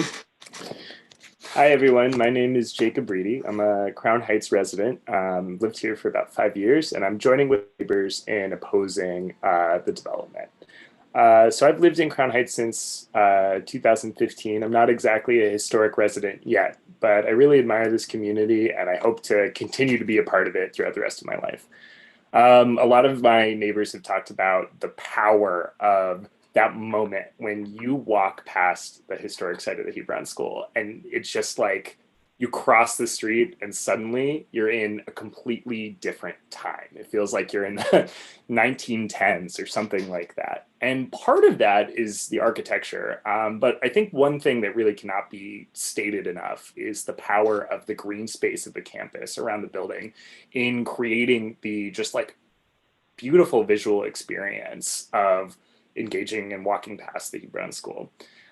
I really fear that by getting rid of this green space, this proposed development will not only really detract from the existing beauty of the campus, but also set a dangerous precedent for what sort of development can happen in a historic district like ours in the future. I worry, like a lot of my neighbors and advocates in this meeting have talked about what's going to happen to the rest of the green space, both in the Hebron site and also in our rest of our neighborhood spaces like parks and other things like that. So I'm urging you to oppose this measure. And one thing that I would really like to leave you with is the idea of, you know, we have a community here who's like so strongly, so passionate about this site. And I think that really illustrates the power and beauty of this site, that even though it has definitely seen better days, and I'll be the first to agree that, you know, it is something that has brought so many people together to defend the crown jewel of our neighborhood. So I want to say really thank you so much for your time, and thank you for hearing so many of us here in the community. So long, everyone. Okay, thank you. Next we have Sarah Leonard, followed by Ingrid Saragard, followed by Andrew Werther.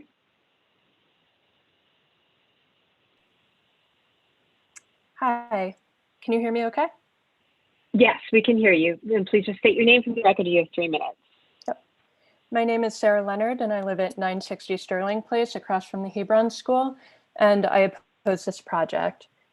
From my window, I look out on the Hebron School, surrounded by the green lawns that differentiate it from the houses that surround it. The green space defines Hebron as a building of importance, a beautiful and historic piece of architecture at the center of Crown Heights, and its distinctive roof highlighted against the sky. In its present testimony, the developer has referred to this green space as a parking lot and suggested that the building they propose is in keeping with the style of Hebron. Not only are these things separately false, a green lawn is not a parking lot and the new building is stylistically ill-conceived, but to remove the green space is to irreparably change the institutional character of the building. The development would also destroy the building's distinctive place in our skyline. The distinctive historic character of the building would be ruined from bottom to top. I would note as well that the repeated reference to our local green space as a parking lot is symptomatic of the casual contempt with which this developer has treated this landmark neighborhood from the start. I know that the Hebron building requires some restoration, as others have said. The Crown Heights North Association has offered assistance on this front for many years, efforts that are documented in meeting minutes and emails, and were ignored by the leaders of the Seventh-day Adventist Northeast Conference, who indeed have failed in their fiduciary duty to maintain the property. There are alternative funding strategies available to landmark buildings, and it is not true that the only hope for cash-strapped landmarked buildings is to partner with developers, as the leader of the conference has suggested. The long history of China and others reaching out with grant opportunities and the recent research by Friends of 920 suggests many possible paths forward, including the restoration and development of the sizable vacant space within the existing building.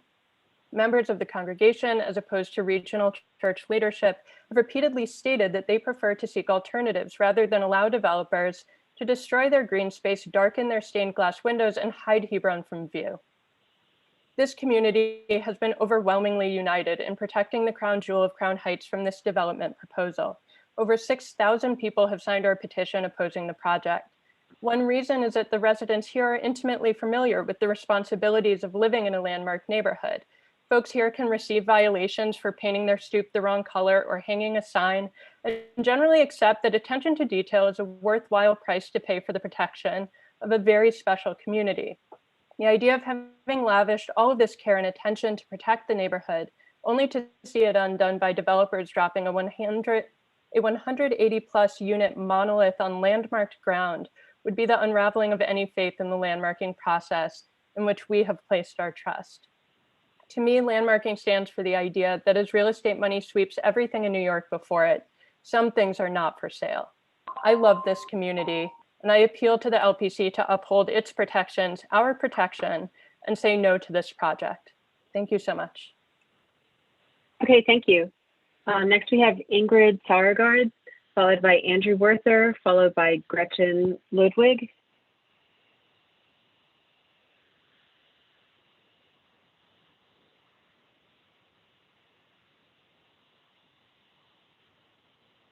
Ingrid, you just need to unmute yourself and turn on your camera.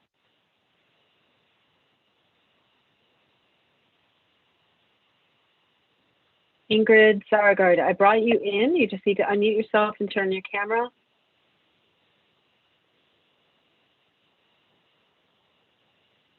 Okay, Ingrid, we can come back to you at the end. I'm going to call in Andrew Werther.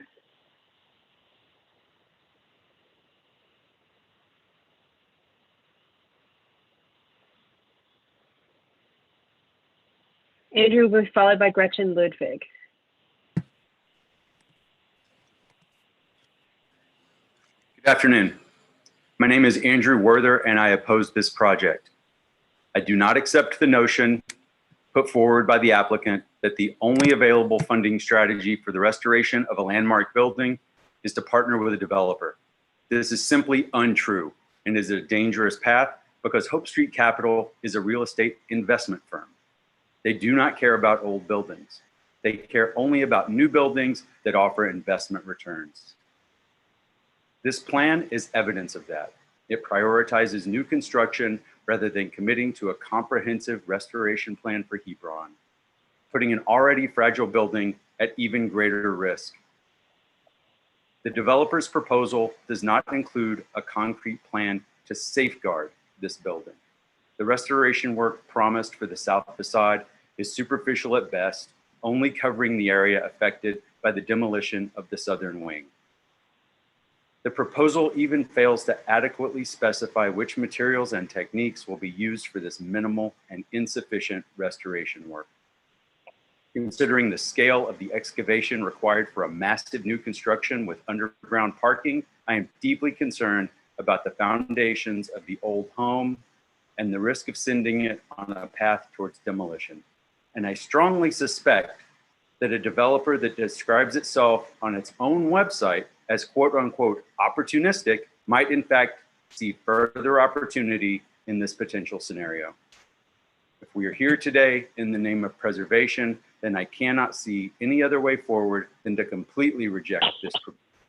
Because even if this plan did involve a first-class restoration, how could you then justify cloaking this building behind a giant wall of brick and glass?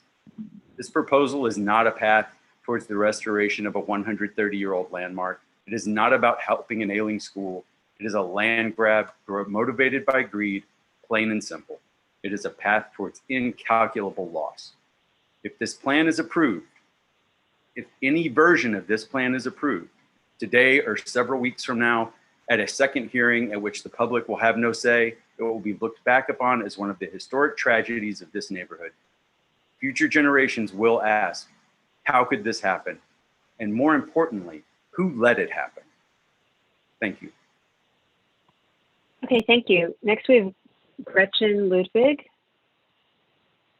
followed by Nicola Gardner, followed by Dylan Powers. Hi, can you hear me? Yes, we can. Please just state your name for the record and you have 3 minutes. My name is Gretchen Ludwig and I strongly oppose the 959 Sterling Place project. The proposed development is incongruent with the architectural landscape of Crown Heights and will significantly decrease the quality of life for our neighbors. I moved to Crown Heights 16 years ago and have seen a lot of change.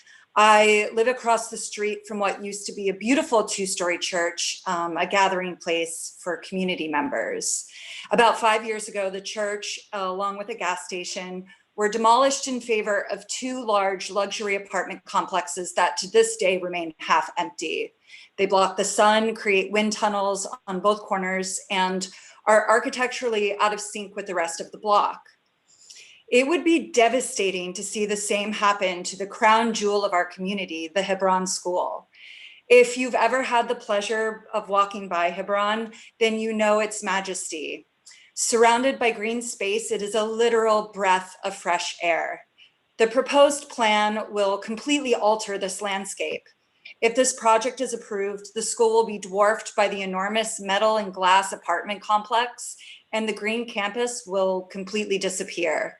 The entire character of the block will be permanently changed and we'll lose a very important part of Crown Heights. If allowed, the new building will also set a dangerous precedent. Crown Heights North Historic District is a landmark district, which should first and foremost be preserved. The proposed development is not historic preservation and will do further damage to the school and surrounding campus. Now, while I don't live on this block and am not directly impacted by the proposed development, the fact that I am here today is a testament to how important the Hebron School is to our community and to preserving the rich history of Crown Heights. I implore the commission to listen to community members like myself and others who are speaking this afternoon. Please do not allow this development to proceed, as it will disrupt the charm of our historic neighborhood and will bring further discord to an area already struggling with the effects of large development. While there are numerous other reasons to reject this project, at the heart is a building like no other in central Brooklyn, a building that strikes majesty and wonder in a passerby, a building that has been home to many in Crown Heights and provides longtime community members a place to learn and worship.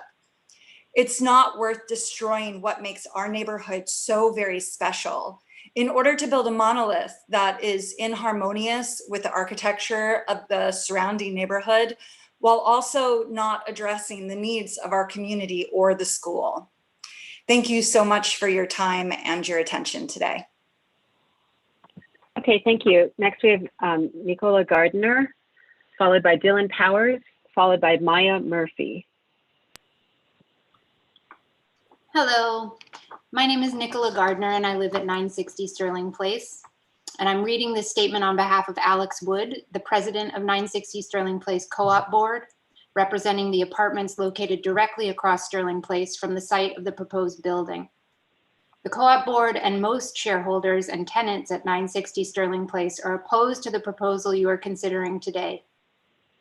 Shareholders purchased apartments in our building with the assumption that the light, open space, and view of the magnificent Hebron Seventh-day Adventist Church and School would be preserved due to our neighborhood status as a historic district. These shareholders and our many longtime tenants are now deeply concerned that an oversized and architecturally incongruent building is being considered for the southern end of Hebron's campus. Allowing this building to be constructed would completely obstruct a unique, historic, institutional building and eliminate the open space and light that is so important to our shareholders, to our neighbors, to our tight-knit community. The proposed architectural style of this building does not fit in with our street or neighborhood, and its proposed size is magnitudes larger than any other structure on our block. When one seeks to build a historic district, restraint and harmony are in order. This project instead seeks to make a statement that dominates the block. The plan does not do enough to safeguard, repair, or preserve the church, and we are concerned that the construction of this massive building will negatively affect the safety and stability of nearby homes, as well as our own building, which is located directly across the street. The entire neighborhood is in opposition to this plan, and we ask that you listen to the thousands of voices that have rallied to echo ours. On behalf of the 960 Sterling Place Co-op Board and shareholders, please vote no on this proposal. Thank you. Okay, thank you. Next, we have Dylan Powers, followed by Maya Murphy, and then followed by Heather Cardinal.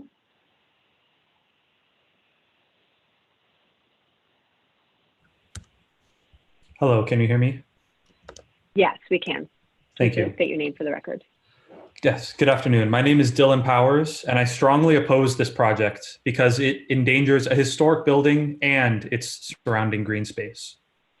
My wife and I reside at 959 Park Place, which sits across the street on the north side of the Hebron School campus. On Saturday mornings, when I walk out of the door of our apartment building, I'm blessed to see youths from the Hebron Church playing basketball in the courts on the campus's magnificent green space. These young men are not dressed for sport. They joust up and down the court in stiff leather dress shoes, sweating through their finest church clothes. But they, like so many others, cannot resist the pull of the magnificent green space that surrounds this historic building. The broad green sections of the Hebron campus and the bright blue sky above it are what draw attention to this historic gem of our neighborhood. When I ride my bike home down New York Avenue, this one-of-a-kind building greets me and my neighbors with its jolly turret pointing skyward. It is a picturesque, intact building whose open surroundings lend it an air of due importance. But the proposal you've heard today would stomp a monolithic slab atop the south side of the campus, denying those approaching with any chance of glimpsing our neighborhood's gem. The architect's renderings clearly show how the incongruent development would permanently shield the building from view. And even if drivers were to rubberneck as they passed our block, they would see the Hebron School cast against an incompatibly large hunk of glass and metal, one that dominates the historic building by towering above it. We know that the Hebron School is in need of repair. So why would we consider it appropriate to demolish part of this building in exchange for only partial exterior work? Commissioners, please ask yourselves the following. If the Mona Lisa were showing signs of wear and tear, would you snip off the edges, throw it behind a gargantuan cheap plastic frame from IKEA, and claim to have appropriately preserved a piece of art? Because that is what this proposal would do. It would harm not only the building itself, but it would inappropriately destroy the green space and sightlines that frame the crown jewel of our neighborhood. Thank you. Okay, thank you. Next we have Maya Murphy, followed by Heather Cardinal, followed by Mariana Fernandez. Hello. Hi. Hi. Sorry, I'm just trying to get to my thing. Hello. Thank you for allowing me this opportunity to speak. My name is Maya Murphy. This is Leslie Stokes. Since 2013, I've been a homeowner at 960 Sterling Place, across from the proposed development at 959 Sterling Place. I strongly oppose this project because it threatens to permanently damage the historic character of the landmarked Crown Heights North Historic District. I respectfully urge you to vote against this application in service of LPC's mission to protect New York City's architecturally, historically, and culturally significant buildings. Constructed in 1889 out of a spirit of charity, health, and community, the Brooklyn Methodist Home for the Aged and Infirm, now the Hebron SDA School, still speaks clearly to us today. Its history and purpose are inscribed within this landmarked building's picturesque lines and the verdant greens surrounding it. With the applicant's proposal, however, this building's significant character is under threat.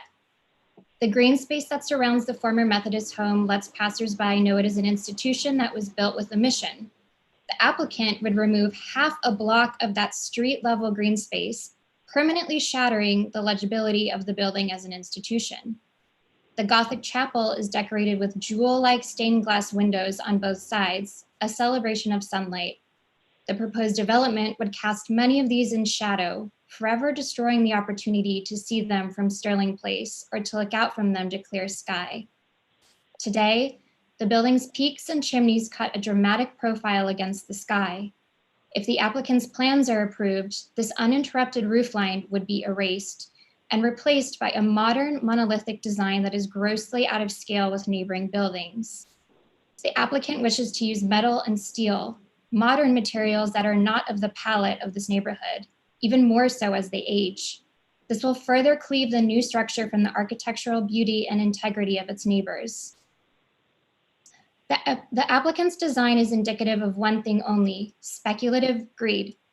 The proposed building amounts to a harsh, incongruent wail against the harmonious landmark neighborhood where it seeks to make a home. Allowing these plans to move forward will set a terrible precedent for building in landmark areas. If this architectural gem is not preserved, what will developers think they can get away with 5 or 10 years from now? I hope that you do all that you can to preserve and protect the crown jewel of Crown Heights and that you vote against this project. Thank you for your time and your service on this committee. Okay, thank you. Next we have Heather Cardinal, followed by Mariana Fernandez, followed by Ben Weinberg.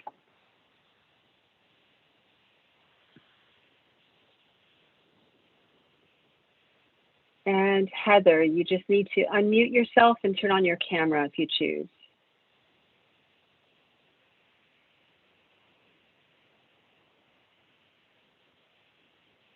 Heather, I'm going to send you a request to unmute yourself.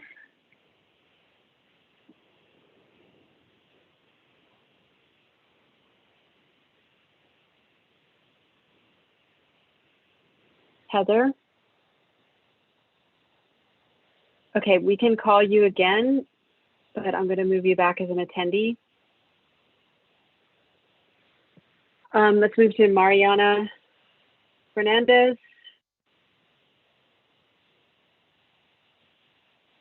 So again, will be followed by Ben Weinberg. Hello, just let me exit. Hi. Yes, thank you, commissioners. I'm Mariana Fernandez, and I'm an art historian, and I live on Sterling Place, directly across from the Hebron School. I strongly oppose this project for many reasons, but today I will focus on 5 arguments. I sent a written testimony with images supporting all these points and more, so please, if you can, take a look at that document. My first argument is the incompatibility in scale and mass. The new building, with the length of 350 feet and spanning half a block, will be the longest building in the historic district by far. As a reference, the Betsy Ross Apartments on 751 St. Mark's Place from 1935 is currently the longest street wall in the district and is 60 feet shorter than this proposal. Secondly is the incompatibility with the road streetscape. Half of that block are 3- and 4-story row houses with front yards. In contrast, the new building will extend almost to a sidewalk with no real setback and will double the height of the nearby houses. It will be 100 feet longer than all of those houses combined. My third reason is the incompatibility of materials. The proposed building is heavy on standard industrial glass and metallic silver plates, 2 materials that are not found anywhere in the historic district. Fourth, the architectural references. The elements presented in these plans cannot be seriously considered as references to the significant architectural features of the landmark building. For instance, the chapel handcrafted Gothic stained glass windows with dormers are equated to enormous section of generic standard glazing surrounded by rectangular metallic panels with no relation to the original design. The vertical elements, such as the brick chimney and the characteristic tower with an octagonal roof, are referred to by a singular elevator shaft buried into the full height of the building and only visible from the inner courtyard. Another example are the gables. In the Hebron School, they act as end caps, dividing the length of the building into 3 parts with the progression of lowering heights, creating this picturesque roofline. The applicant simply borrows the gable shape to use it as a superficial ornamental element. Furthermore, if the new building is constructed, the original gables will be invisible from Sterling Place, rendering that reference irrelevant. My final argument is the adverse impact that this construction will have to the visual prominence of the home. The historic structure relies on the greenscape space that surrounds it. It's a freestanding building placed in the middle of a landscape, not a parking lot. Eliminating that open space, obscuring the south facade, and interrupting its views and picturesque roofline will completely destroy the institutional nature of the compound. In sum, the new project fails to create a dialogue with its environment. It will establish itself as the dominant feature in the block, completely obliterating the character and original attributes of both the Hebron School and the historic district. Please deny the certificate and continue protecting our cultural legacy. Thank you very much for your time. Okay, thank you. Next, we have Ben Weinberg, followed by Lindsay Malatesta, followed by Emma Bendek. Can you see me? Yes, but we have an echo. I don't know if you have YouTube or yeah, something on. Can you hear me well? Oh, okay, great. Yes, now we can hear you. Please state your name for the record, and you have 3 minutes. Sure, thank you very much. Good afternoon, commissioners. My name is Ben Weinberg, and I live right in front of the proposed project. I want to explain why I oppose this proposal. I'm so grateful for this commission for landmarking and protecting our historic district, especially for Commissioners Bland, Chapin, Devonshire, and Goldblum, who supported the 2011 designation, and Chair Carroll, who was the then Director of Preservation. Preserving our historic district didn't happen by chance, but through a series of decisions made by this commission, which considered what constitutes an appropriate development in Crown Heights North Historic District 2. I'd like to talk about 2 of these decisions, which offer informative guidelines for today. My written testimony goes into depth about these 2 dockets, but this will be an abbreviated version. So in 2015, the commission approved the construction of a 5-story building on 906 Prospect Place. It's 2 blocks north of the Hebron School. And to date, this is the only new building approved in the district since designation. In explaining its decision, the commission focused on the relation between this building and the row. It considered the following, and I quote, that the street wall height of the proposed new building will be consistent with adjacent buildings and its volume compatible with nearby apartment buildings, that it will help to maintain a uniform appearance within the row, and that its basic design elements will be consistent with the design materials and proportions of this row, and also that it will strengthen the streetscape. Now, these are quotes, right? So the precedent is already here in this decision. Is this proposal consistent with the height of adjacent buildings, with the uniform appearance of the row, with the streetscape? Obviously not. The only other significant construction that happened in this historic district since designation is the expansion of the St. Gregory the Great School approved in 2018, also very nearby Hebron. And like today's proposal, this consisted of demolishing a part of the facade and constructing large additions next to an institutional building, a church. When the commission approved this project in the second round, it stressed the importance of the relation with the nearby institutional building. Here, the decision stated the following, again, I quote, that it will allow the historic building to remain legible and will not overwhelm the building or the church, that the views of the proposed additions will not diminish the prominence of the adjacent church and church tower, and that its footprint will not diminish the block's central green space. Can we say the same thing about today's proposal? Are these criteria that were set forth by the commission for this historic district met by the applicant today? Clearly, the answer is no. And just to note, for some reason, the applicant did not include these very, very nearby two constructions as references in this presentation. And also to note, they were behind both of them, so I don't know why. So I asked the commission today, follow the excellent precedents that you have set in these above decisions, continue to preserve our historic district, and deny the applicant's proposal in its entirety. Thank you very much. Okay, thank you. Next we have Lindsay Malatesta, followed by Emma Bendek, and then Ingrid Saragard. We'll try you again.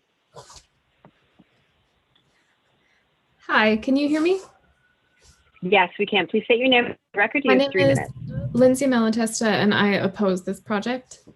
I've written a statement, but I've amended some things. So I want to start by saying that as a professional designer, when you divorce things like the environmental impact and especially emotional impact of building something from whether or not you classify it as inappropriate design, it goes against what it is to define and create good designs. But to talk about the neighborhood in general, I've lived here for 6 years, and it's a neighborhood defined by its best historical structures and a neighborhood that celebrates its history. There are a lot of really great surprises in Crown Heights, buildings which spark a little joy once you find them. I remember the joy of learning that the old Heinz building on Bergen Street now houses underground cheese caves, or discovering the white terracotta exterior of the Studebaker building on Bedford. And I do remember the first time I walked by 920 Park. It's an incredible structure in a neighborhood full of already impressive architecture. Years after seeing it for the first time, I moved into my present-day apartment at 236 New York Avenue, which is on the south side of the building, right outside my window. Knowing that I had a great view of my favorite Crown Heights surprise. The thought of a building going on top of this land is disappointing for a lot of reasons, but mostly because it's so antithetical to everything that Crown Heights is. The building would be totally inappropriate for the area, incongruent with the history in the entire neighborhood. It towers over its neighbors and cuts a really imposing line on the street, completely obscuring Hebron from view and taking away the only green space that I really get to enjoy near my home, especially during a time when we're not really supposed to be going so far from home. We've heard arguments that the building at 920 will remain largely intact, but it's not possible considering the scale of the building they mean to put on the land. And because intact means that it would stay as it is, but improve the building, keep the outdoor space and keep what is defined as an institutional building. Crown Heights is a neighborhood that deserves to keep its history. It's a neighborhood that especially deserves to have its residents who have lived here for generations listened to. Moving forward, this building would set a horrible precedent that would change the face of this neighborhood. I love Crown Heights and I've lived here for years. It's special to me for a lot of reasons. Selfishly, I don't want to listen to construction all day as I work from home. and especially when I know that construction is destroying the foundation of this area. And after that, I certainly don't want to look out my window to see a building nothing like the neighborhood I moved into. Thank you. Okay, thank you. Next, we have Emma Bendek, followed by Ingrid Sargard, followed by Robert Johnson.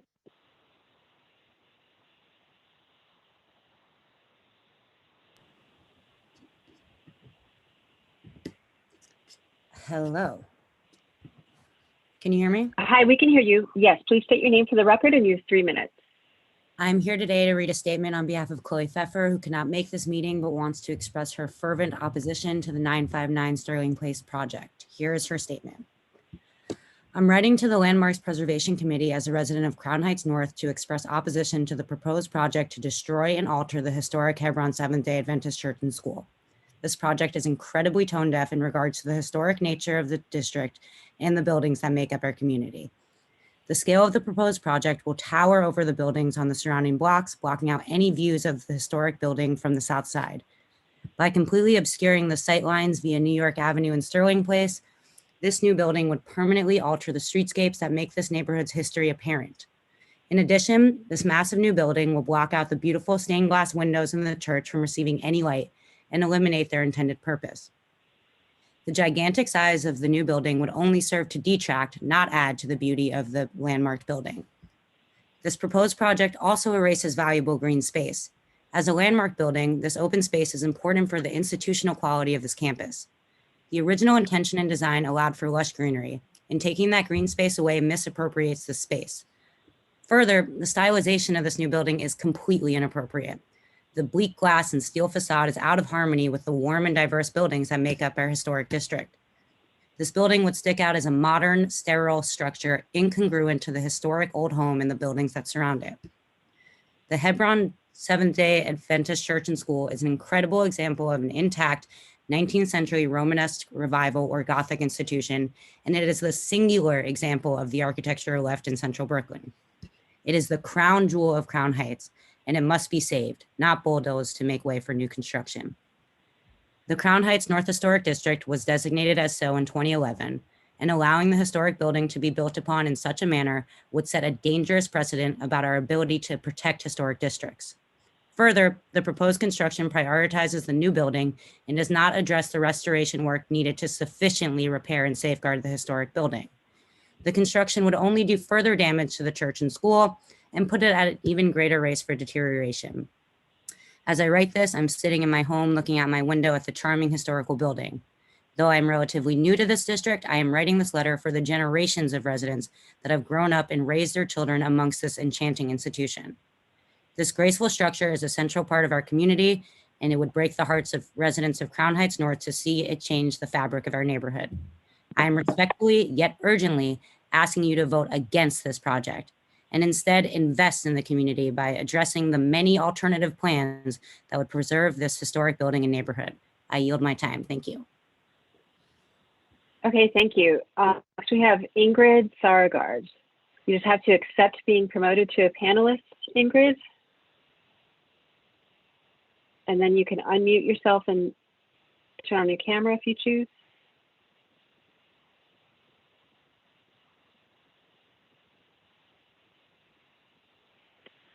Okay. Hello, can you hear me?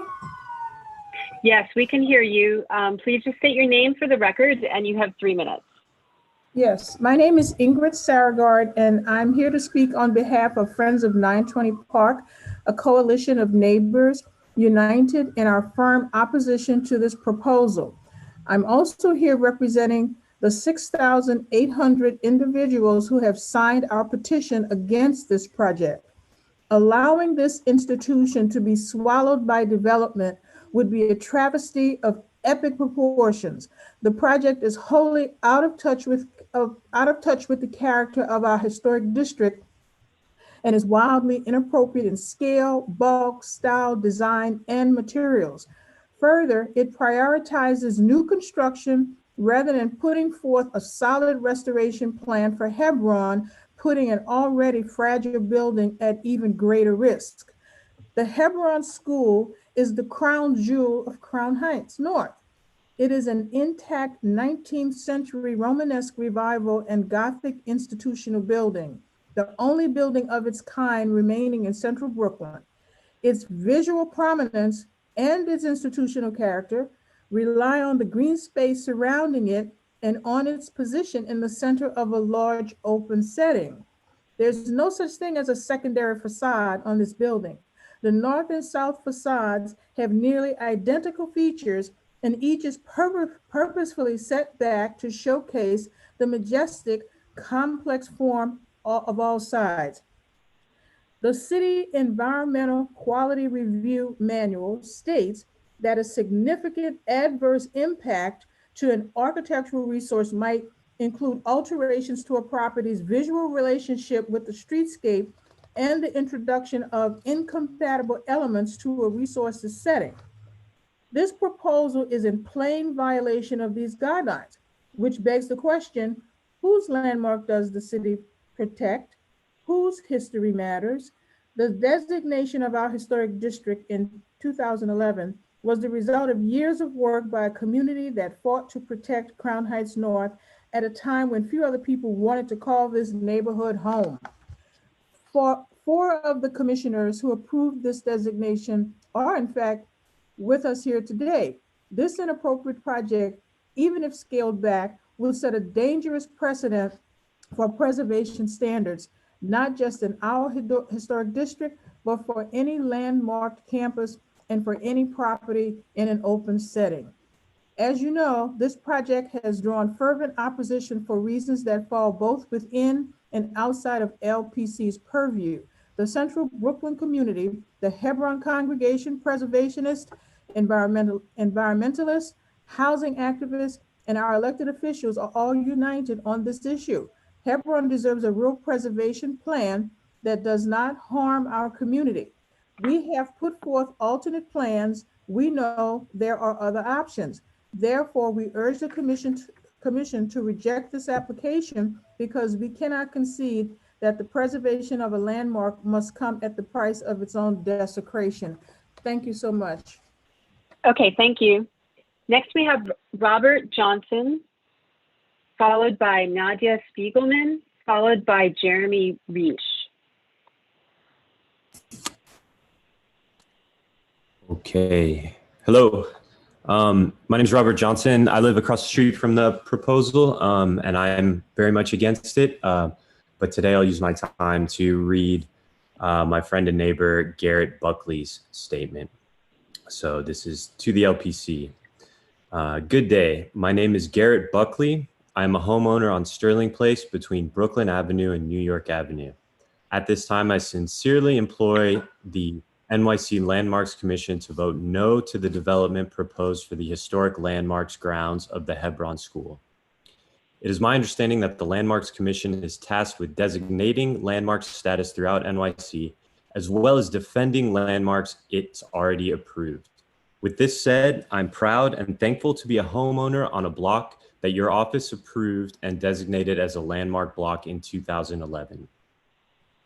Any proposed changes to any landmark structure or land in a neighborhood by a homeowner or builder have to seek approval by the LPC.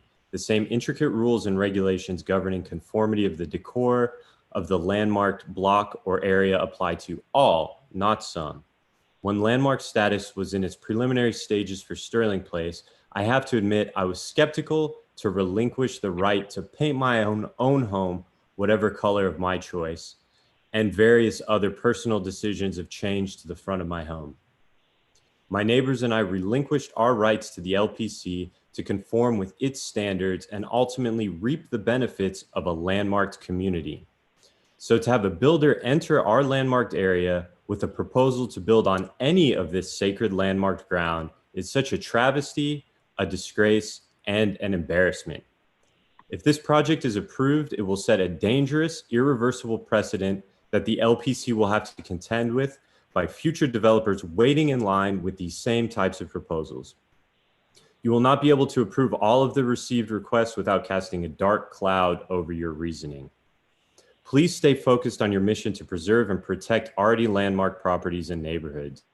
If you are not laser focused on this important decision, you will risk future homeowners and residents of areas for landmark consideration to resist embracing the concept for their block or neighborhood. They will use a decision if you vote yes as a precedent that the LPC landmark will not protect your property. They will use the decision if you vote to approve as a precedent that the LPC will landmark your property, but when it comes down to protecting you. In conclusion, I would like to provide this analogy. Let us imagine for a moment that this proposal was approved by the LPC, and subsequently the LPC began to receive letters from every surrounding resident, all requesting permission to have rooftop additions added to our houses. Just like with this proposal. Your 3 minutes are up. Could you please wrap up? Yeah, sorry. I'm pretty sure that those requests would be rejected in accordance with your rules. So please apply the same standard to the building proposed. I sincerely thank you for your time, LPC. Please respectfully consider all of our verbal and written testimony and vote no against this proposal. Thank you. Okay, thank you. Next, we have Nadja Spiegelman, followed by Jeremy Reish, then Jerry-Ann Scott. Hello, sorry, this up. My name is Nadja Spiegelman. I am a resident of 960 Sterling Place, and I strongly oppose this project. As a native New Yorker, I have watched the landmarks of my childhood systematically destroyed by greed and corporate interests. When my parents first moved into Soho as young artists in the 1970s, the Hudson River was visible from their rooftop. Now, even in that iconic neighborhood, which represents the city in countless films and fashion shoots, their building is dwarfed by new construction on every side. Soho went from being gentrified to being mummified, from a haven for artists to a haven for foreign real estate interests. When I chose to commit my adult life to the city that had raised me, I knew that above all, what I wanted was to live in a community. I wanted to live in a neighborhood that felt like a neighborhood, with block parties, people who said good morning to each other from their stoops, shared resources, and shared investment. Those were the reasons I fell in love with Crown Heights. The buildings in this neighborhood allow us to see the sky. From my windows, all of which look out onto the open expanse of green that surrounds the church, I can see the Manhattan skyline in the distance and the clouds above. I think it is in no small part this relationship to space, to sky, to greenery that allows this neighborhood its close-knit nature. When I moved to Crown Heights nearly a decade ago, the beauty of the historic church was one of my first loves. Beyond the striking physicality of the building itself, the crown jewel of this neighborhood, what moved me was the work this community had done, the work this commission had done, to recognize the significance of the architecture. By landmarking the church, they understood it not only as an object of beauty, but as the anchor around which the community was tethered. Every neighborhood requires an anchor, a linchpin between grass and ground and sky that pulls its residents together. Originally built as a mission-driven institution to house the aged, and now a church and school whose devotional songs can be heard through the streets every weekend, this is the center of our community. The proposed development throws a wrecking ball into the heart of Crown Heights. It proposes to erase our history, to pave over the only small patch of open grass out of which we grow. It proposes to obscure the sky, and with it the last hopes this city has of favoring people over profit. I urge the Commission not to simply scale this project back, not to simply allow a smaller monstrosity to be built in the place of a larger monstrosity, but to take a firm stand on what it means to landmark in the first place, to mark a moment, to mark a monument, to mark ground and sky and legacy as the vital center out of which our community and not development projects can grow. Thank you to this Commission for their time and their attention to this urgent matter.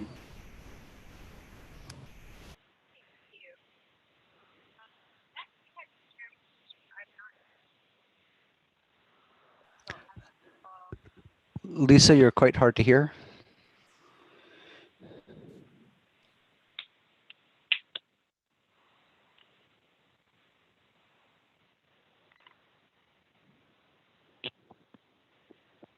Okay, I apologize. I hope you can Yes, we can hear you. Yes. Okay, great. Okay, so Jeremy Reese was next, and I'm no longer seeing him signed up. So we're going to go to Jerry-Ann Scott, who I believe is Jerry-Ann 974. That will be followed by Megan Lessard. So Jerianne, you just need to unmute yourself and turn on your camera. And then please state your name for the record. It's 3 minutes. Okay, unmuted and my camera. And camera is optional. It's up to you. I'd like to do that though.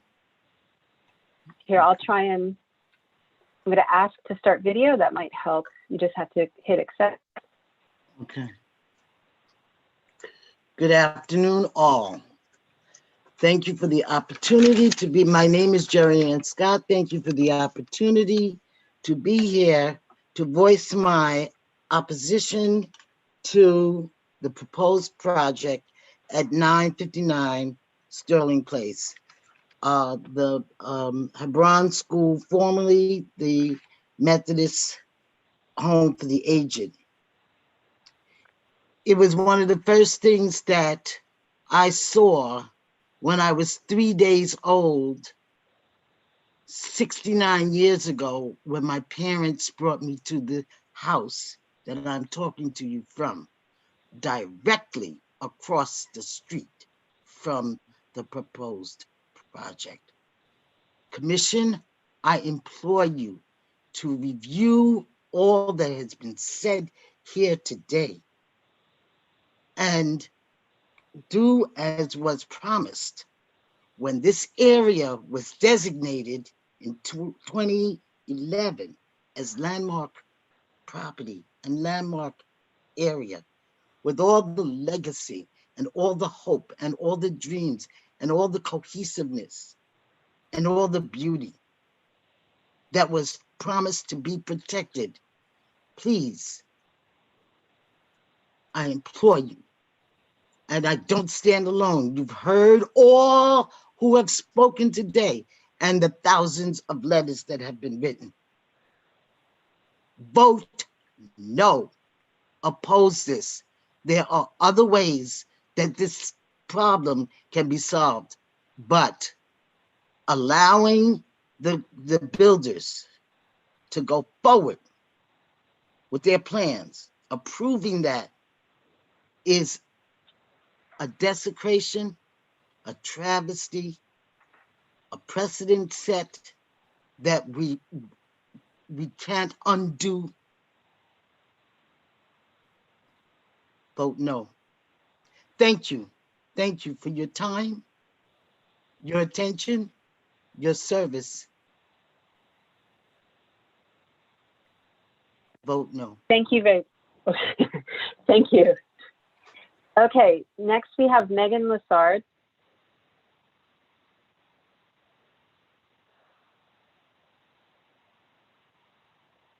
Okay, Megan, I've brought you in.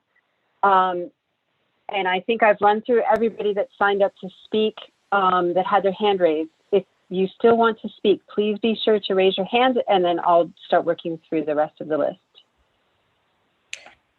Hi, can everybody hear me? Yes, we can. My name is Megan Lessard, and I lived on Sterling Place since 2016. And I am deeply opposed to the proposal put forward by Hope Street Capital and Morris Ajmi Architects to build a residential complex at the site of the historic Methodist Home for the Aged. I was surprised and delighted when I came across the Romanesque Revival building on a walk my first week living here. It isn't featured on many maps. The building is characteristic of the neighborhood's quiet grandeur. Tree-lined streets, stately old homes, historic churches, and the imposing edifice at 959 Sterling Place are architectural treasures that set Crown Heights apart from other areas in the city that are transforming rapidly under the homogenizing forces of development. The proposed complex is an insult to Crown Heights' rich architectural tradition. With its boxy institutional facade, the blueprint indicates a total disregard for the elegant charm of that block. The development would obstruct the view of the building from Sterling Place and dwarf the surrounding homes. Aesthetics aside, I am also concerned about noise from construction and the increased vehicular traffic that will come as a result of the planned parking garage. This development would sacrifice the well-being of existing residents, the majority of whom are Black and Brown, to hasty development. The building, it does need structural repairs, but I find it wildly disingenuous of Hope Street to claim that the only way to preserve and maintain the building is to demolish its southern wing, eliminate the campus's green space, and block views of its historic facade. I am opposed to this project on all fronts. Thank you for your time. Okay, thank you. Next, we'll have Michelle Tucker, who will be followed by Chi Osei, who will be followed by Rob Mendelbaum.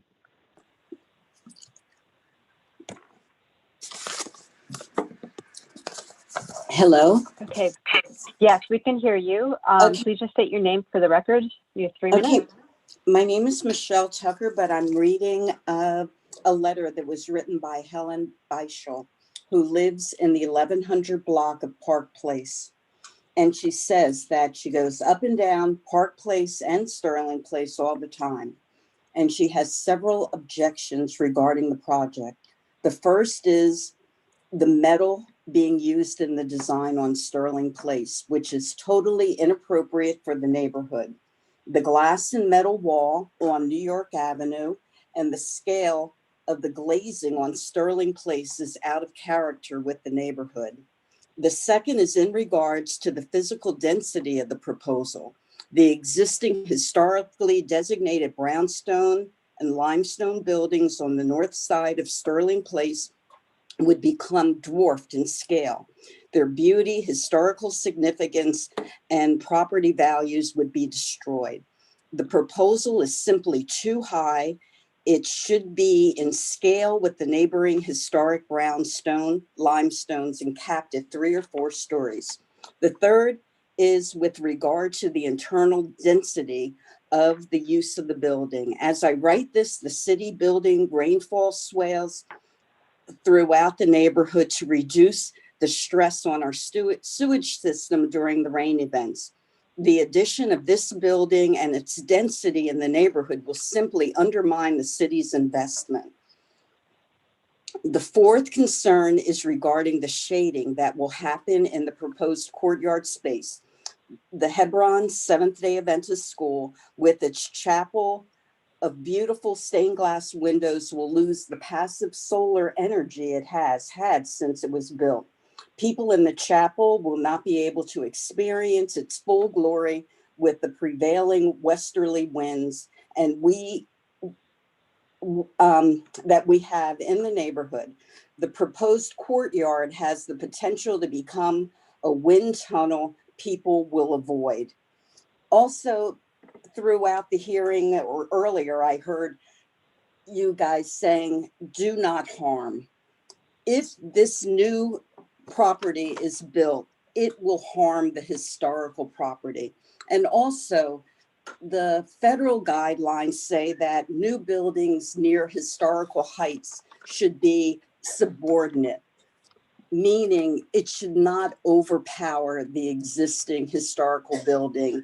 And this new proposal will definitely not be subordinate. Thank you. Okay, thank you. So next we have Chi Osei, followed by Rob Mendelbaum, followed by Heather Cardinal. Hi, good afternoon, everyone. My name is Chi Osei, and I'm a candidate running for city council in this district. I live 3 blocks away from the development. My cousins live on Sterling Place, and when we were kids, we would play on that block and marvel at the crown jewel of Crown Heights. I grew up in this neighborhood and have always admired the beauty of the Hebron School. As the neighborhood changed throughout the years, I was always happy to see that Hebron was still there. The beautiful open green space in a metropolis such as ours is a rarity. As our climate changes, we cannot afford to lose green space in our community. When we say Black Lives Matter, it's not only in the sense of police killing Black people, but it is also in the fight to combat environmental racism. The environmental impact that this will have on our community will be detrimental for decades. I want to raise a healthy family in this neighborhood. Hope Capital wants to make money in a time where many people in our community are fiscally suffering. Hope Capital should not be the only answer to Hebron's problems. In Brooklyn, we have seen time and time again how greedy developers and real estate companies swoop into our communities and build structures that do not fit. They love throwing around this vague, shady concept of guaranteed affordable housing when we know that it won't be affordable for the residents of our community. As a Brooklyn native, I am fed up, and I will not have this happen in the neighborhood that I grew up in. We need to think of creative ways to reimagine the existence of Hebron and the green space surrounding it. This decision should be up to us, the community, and not Hope Capital and their flashy photoshopped images. The restoration of this property is essential to the essence of our community, an essence that will be enervated if this architecturally out-of-place structure is built. If this dispute took place on the Upper East Side, Cobble Hill, or Fort Greene, Hope Capital would not get their way. We will not stand for that hypocrisy and demand otherwise. When I walk down Sterling Place and New York Avenue in 15 years, I hope to tell my children about the win that our community will hopefully procure today. History is important and should always be remembered and respected. As a member of this community and a third-generation Brooklynite, I'm pleading to the landmark commissioners to vote against this project and listen to the community, not these rapacious, opportunistic developers. Thank you. Okay, thank you. Next, we have Rob Mandelbaum, followed by Heather Cardinal, followed by Margaret Indiana. Hello, can you hear me? Yes, we can hear you. Please state your name for the record. You have 3 minutes. Sure, I'm sorry about the audio problems earlier. I'm Rob Mandelbaum, and I live at 960 Sterling Place, across the street from the big lawn that the applicant hopes to turn into a big apartment building. For now, though, when my 9-year-old looks out the window here, he sees a medieval castle, not central Brooklyn, central Europe. And as others have said here, it's the open space that seeds his imagination. My kids, they love the shape of this building, the sharp angles of the roof, the corners, the vertical side panels of the nave with the stained glass windows, which they also love, all the chimneys. And because of the expansive lawn, you can take it all in at once. But this project will take all of that away. And more than that, by obliterating all of the open space on this side of the building, it will rob it of its dignity and of its grandeur, even where you will be able to see it. If they build 959 Sterling Place, Hebron SDA simply won't be my son's medieval castle anymore. But I am not making a parochial argument about my view here. This is about how the building demands to be seen, how it was designed to be seen. It's not my view, it's not my kids' view. It's really everybody's view here, as we've all, everybody's testified so eloquently.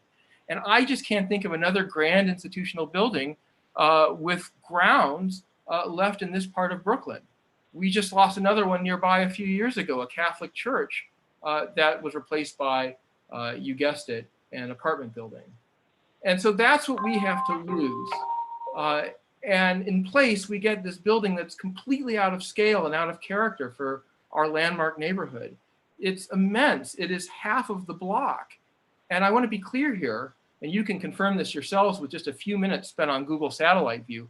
There is no other building in the historic district, and probably not in the entire neighborhood, that takes up as much frontage space on a single block as this building would.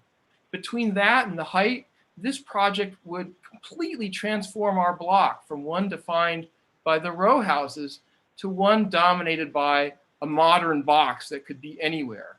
And that is the other problem. There's just nothing traditional about the design or about the apparent construction materials of this building, nothing that complements the neighborhood or acknowledges that it's part of a historic district. The selective mimicry of the existing historic building is not a substitute for a real effort to blend in. And in any event, because the view of the historic building will be completely obscured from Sterling Place, those references over here are totally meaningless. This is plainly not a building designed specifically for New York City, let alone for Crown Heights North. And I just want to adjust one other thing before I wrap up, which is that the applicants and their supporters sometimes point to the other modern historic, modern buildings here in the district, which were all built long before the neighborhood was landmarked. And these modern intrusions, you know, even though they call them out, they're really sort of few and far between here. They're not at all typical of the historic district. And they shouldn't be the basis for further undercutting the historic aesthetic of the area. So please, please, please don't allow this proposal today to become the precedent for the next speculator to propose something, you know, that rends the fabric of our district even more grievously. Please, please stand up for the legacy of this neighborhood. And thank you very much. Okay, thank you. Next we have Heather Cardinal, followed by Margaret Indiana, followed by Lauren Meyer. Just want to remind everybody to state your name for the record and please speak in 3 minutes or less. Hi, can you hear me? Yes, we can hear you. Okay. Yeah, this is a different screen that came up before. My video is on, but it doesn't look like. We can see you too. Oh, you can see me too. Okay, great. Thank you very much for allowing me the time to speak. You know, I think one of the things that's really clear to me is that everyone here today is here because of the love for the building of in the Hebron Seventh-day Adventist Church and School, and the fact that we are all here because of the fact that preservation is at the foremost of what we are interested in. Jennifer Kearney talked in their testimony about the different aspects of restoration, and I think everyone wants to see the opportunities for this building in its current state to be restored and brought back to its fullest beauty. This is not what's in question for anyone in Crown Heights in the Northern Historic District 2 community. This is not what we're opposed to. However, I am testifying today in opposition to the current building and proposal. We want to see that the historic property and that the historic livelihood of this community is preserved. In 2011, we became an official historic district, and together as a community, both new and generationally established, like the woman who spoke earlier, who's been in this neighborhood for 63 years. Families, we all agreed that the preservation of this neighborhood is a priority, and the values that are important to us, and the same shared values of the LPC yourself.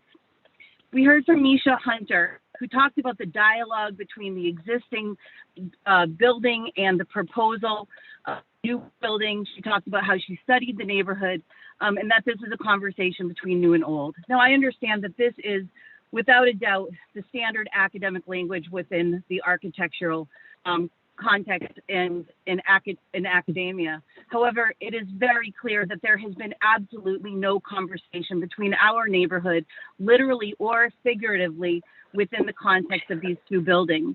There is no dialogue between this building as it towers over the current state of 935. It is shouting, this new structure is shouting, and it is a one-sided infrastructure that will not allow for anyone's space and certainly will not allow for 959 to even whisper a word. Misha in her presentation talks about the extensions that had been made historically on 935 Sterling Place and how they historically mimicked the existing architecture. Now, I understand that the current trend is to marry old with new, but however, this is a trend, and I don't think it's a trend that we want to take part in, and it is certainly not a trend when you create a historic district. However, this new construction absolutely obstructs and dwarfs the entire building, as everyone has said over the last 3 hours and in the thousands of letters that have been sent. And you passed your 3 minutes. Can I ask you to wrap up, please? Absolutely. I think the other aspect of this is that if you come and look into our neighborhood, there was mentioned that there were many buildings, and just like the previous gentleman who spoke, there are very few buildings that are in the size and scope of this building.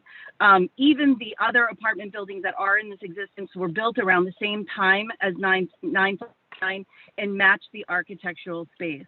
The last thing I want to talk about is space, and people talked about the green space. Okay, you've gone well over your time, so could you please wrap up? As a history teacher, as a Department of Ed, space is an important dialogue of this community and within Brooklyn and New York City, and space has been taken away over and over and over again. Space is a dialogue that needs to be preserved. Thank you very much. My name is Heather Cardinelli, for the record. Okay, thank you. So next we have Margaret Indiana. And followed by Lauren Meyer, followed by Sandy Taggart. And I just want to remind everybody that you can only speak once. So I see one person who already testified with their hand raised. So just want to remind you, we only allow people to speak once. Hi, can you hear me? Yes, we can hear you. So please state your name for the record, and you have 3 minutes. My name is Margaret Indiana Fryer Plakaitis, and I thank you for the opportunity to voice my opposition to this project. I'm a resident at 960 Sterling Place, just across the street from the Hebron School. And I've been honored to live in a neighborhood that is so beautiful and well preserved as Crown Heights North for the past 6 years. My last apartment, where I lived for 10 years, was in the Italian section of East Williamsburg, and I lived in a 1910 home that had been owned by only 4 different families over its long life. And ultimately it was sold to developers who tore it down and replaced it with a 6-story condo building. The wave of what was called progress came in slowly in our neighborhood at first with some excitement, but then turned to horror as we saw our community devastated.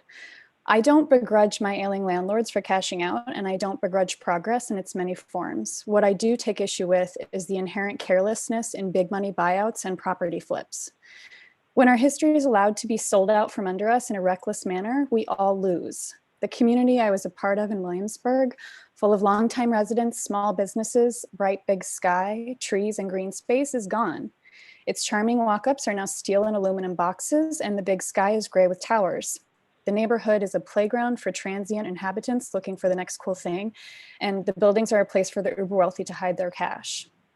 This is what happens when communities are not protected, and we all know that the doorway careless progress comes through is real estate. This is why I was overjoyed to find a neighborhood protected by the LPC. Finally, I could rest myself somewhere that I knew would not be subject to turnover. The beauty of my specific location was also not lost on me. The former Methodist home for the aged, now the Hebron Seventh-day Adventist Church and School, is an amazing sight to behold. If only I could show you the way the sun shines down on the south lawn of the Hebron campus every morning when I walk out my front door. The way the air around the building seems to vibrate with presence, and how the birds dance and delight in the open space. In the evening, when the sun sets in the west and the sky in the east behind Hebron is a soft rainbow, the building stands out against it like intricate black lace. My lofty words are poetic because that is the feeling this space resonates inside a human body. It elicits peace and joy and glory in those who stand in its presence. I beg you, please do not let them take this away from us. This building is special, and part of what makes it special is the space that it sits on. You cannot separate the two without damaging the whole. Any project to build on the grounds must be opposed to preserve its historic integrity. We as a community are primed and ready to assist the church in finding alternative sources of funding for the continued care of our crown jewel, and have been for many years. There's no reason for careless progress here. Selling out to a developer is not the only option. This property sits deep in our community's heart. I respectfully urge you to vote against this application and instead support the community's many alternative plans for the protection and preservation of this important site. Thank you. Okay, thank you. Next, we have Lauren Meyer, followed by Sandy Taggart, followed by Emmanuel Toussaint. Hello, can you hear me? Yes, we can hear you. Can you also see me? Yes, we can see you. Okay, great. Um, Hi, my name's Lauren Meyer. Thank you, Lisa. I know that your job is actually very hard. You're doing great. My name's Lauren Meyer. I am a resident. I live on St. Mark's Street, right down the street from the lot and proposed building that we're talking about. And I'm also, like many of my neighbors, voicing strong opposition to this project. I've lived here for 3 years, not exactly a long-term resident yet. But I moved into this special community and fully intend on being here for the rest of my life. And this neighborhood is made livable in part by historic architecture that supports communing and connecting with neighbors and with other community members. You know, stoops and porches and green spaces like the one that is at risk of disappearing allow us to enjoy our neighborhood and the world around us. And one of my neighbors earlier was sharing his connection to so many people on his street. And I want to point out that I think it's easy to think of that as disconnected from the conversation at hand about architecture. but it's not. I used to teach pre-K, and we talked about the environment as a teacher in and of itself. It is the space that shapes our interactions with each other, the way that we see the world, and the things that we learn about it. So I just want to point out, I don't think that those two things are divorced. And I also want to, I guess, start by thanking you, commissioners, to you and your predecessors who have served as gatekeepers to protecting our spaces, which have played a huge role in shaping the community that you're hearing from today. Long-term residents, I think, can claim success for preserving the incredible real estate in the area, but it couldn't be possible without support from the commission and landmarks laws.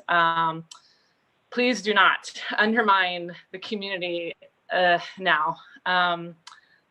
This new building that's proposed is totally inappropriate in scale, style, and materials.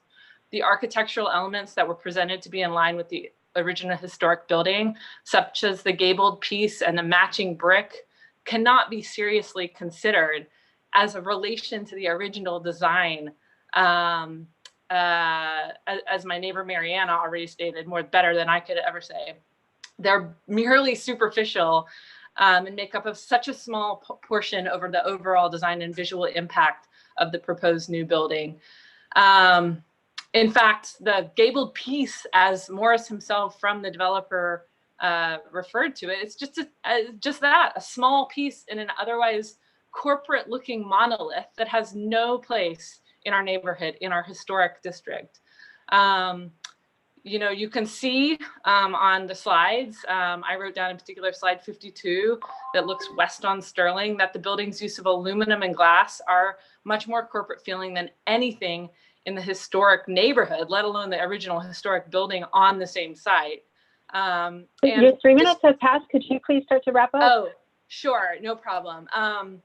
Just like looking at the visual features, this doesn't fit at all. And the landmarks law was enacted in response to New Yorkers' growing concern that elements of the city were being lost, and the overall impact of adding this building to the lot counters the intention of the law. Please do everything that you can to protect the historic building, including the surrounding grounds, for our very special community. Thank you. Okay, thank you. Next we have Sandy Taggart, followed by Emmanuel Toussaint, followed by Jean Kumaji. I'm sorry if I mispronounced that. Sandy, you just need to unmute yourself. I There did. you go. Okay, wait just a minute. I have to get out of here.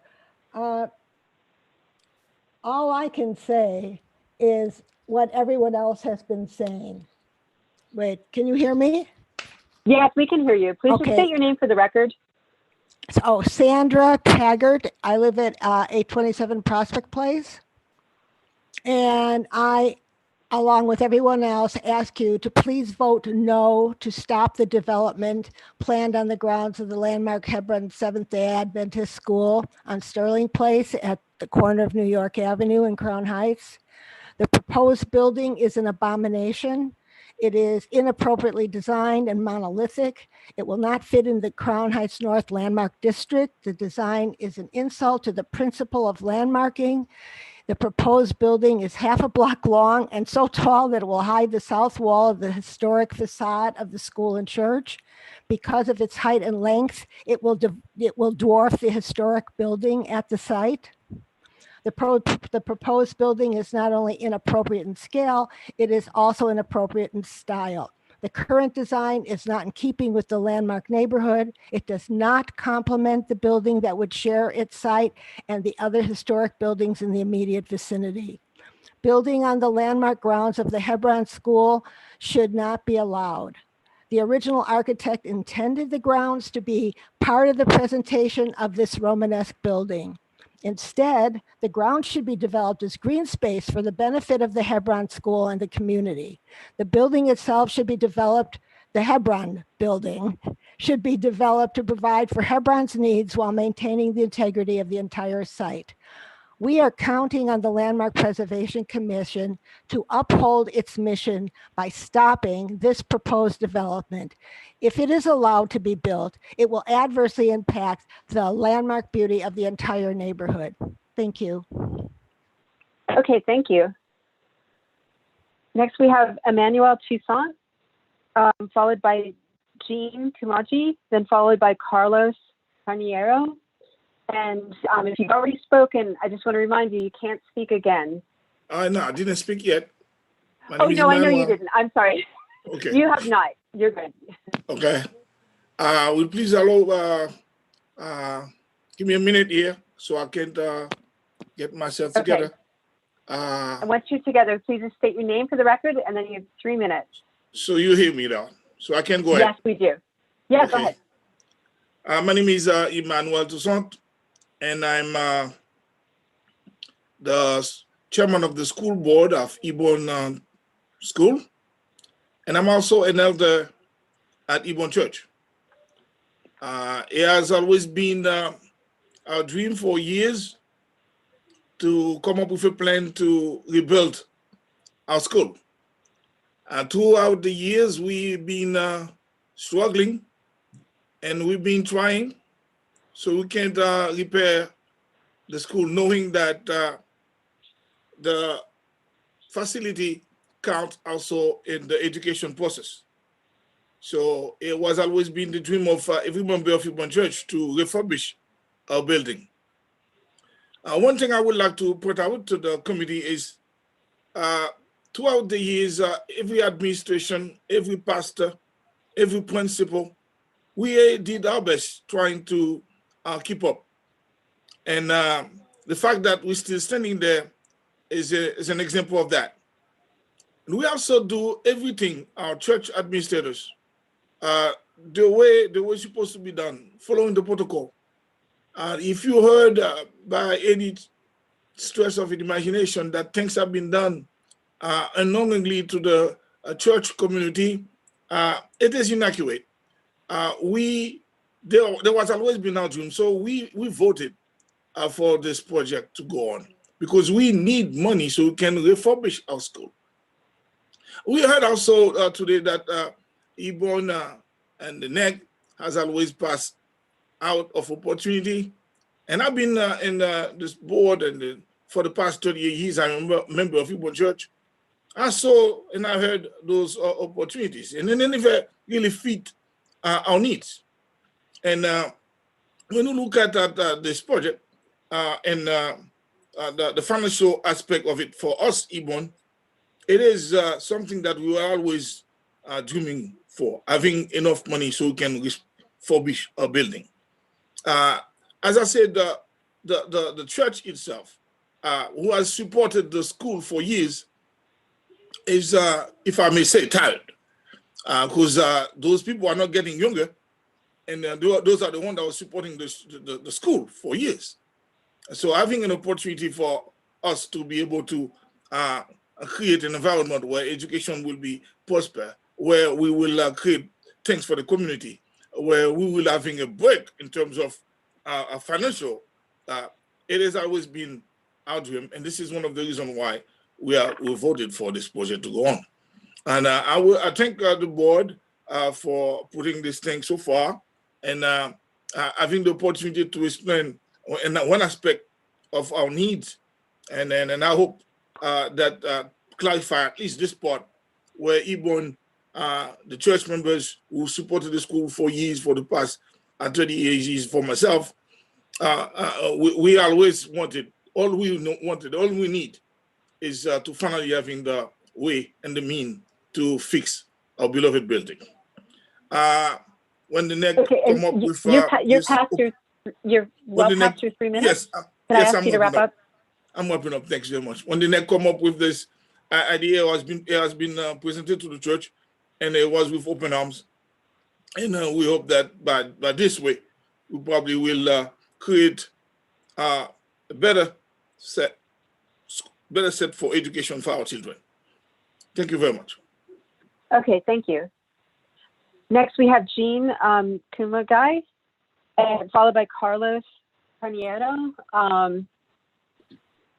And Ingrid, I'm going to ask that you I'm going to lower your hand since you already spoke. Hi. Can you hear me? Hi. Yes, we can hear you. Wonderful. Please just state your name for the record, and you have 3 minutes. Sure. Good afternoon. My name is Jean Kumagai. I'm a resident of Crown Heights North, and I oppose this project. I'll keep my statement brief. I want only to say that you have an entire community here that has rallied and worked tirelessly to stop this project. That kind of community involvement doesn't just happen. It's a testament to how deeply people care about this amazing building and its grounds, how dedicated they are to finding realistic alternatives for Hebron, and how very devastating this proposal would be for the neighborhood on every level, and not just those under your purview. This is not a divisive issue. This should not be a difficult call. Our community and our elected officials are united in opposition, and we ask that you stand with us, with the chorus of voices to stop new construction on Hebron's grounds. We live in a time of acute loss, during which our faith in our public institutions is eroding. Please restore some of our faith today. Thank you. Okay, thank you. Carlos Carniero.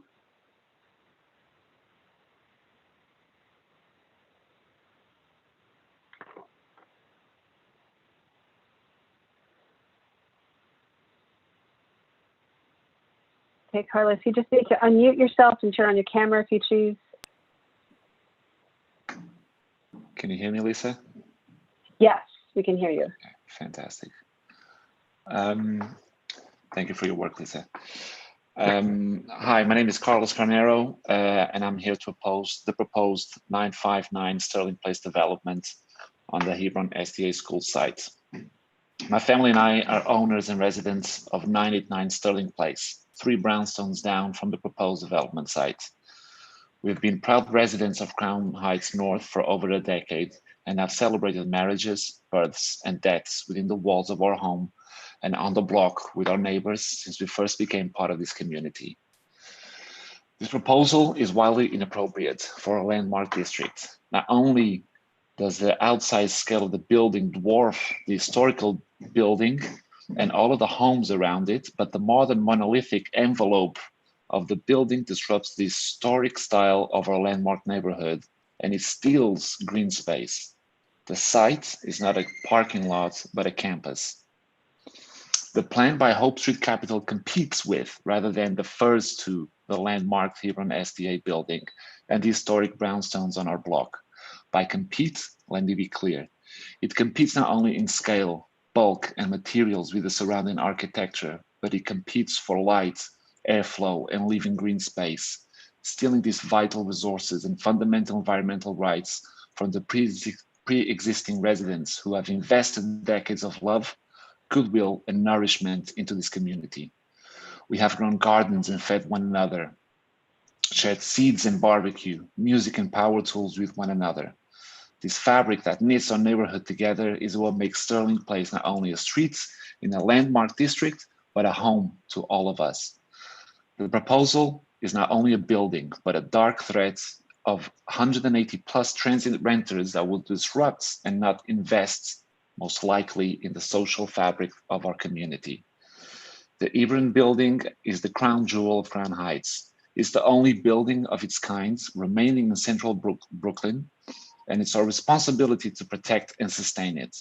I am concerned about the adverse impact of the proposed construction will have on the architectural integrity of the Hebron site and the surrounding homes, including ours, that are within the 90-foot radius of the proposed construction, according to the LPC guidelines and beyond. There is no doubt that the current building is at risk, that the new construction will do further damage to the historic building and potentially risk the stability of our surrounding homes, including ours.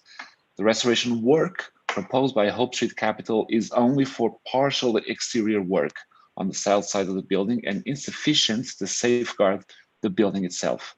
I demand that restoration of the historic building should be the focus of any conversation prior to approving any new construction on the site. I urge you to vote no against the proposed development, not only to safeguarding of the integrity of the landmark Hebron structure itself, but the integrity of our historic neighborhood and homes. Thank you. Okay, I see one more hand raised of somebody who hasn't spoken. So Cecily LaForce. If anybody else would like to speak, but that has not already spoken, please raise your hand and I'll call on you.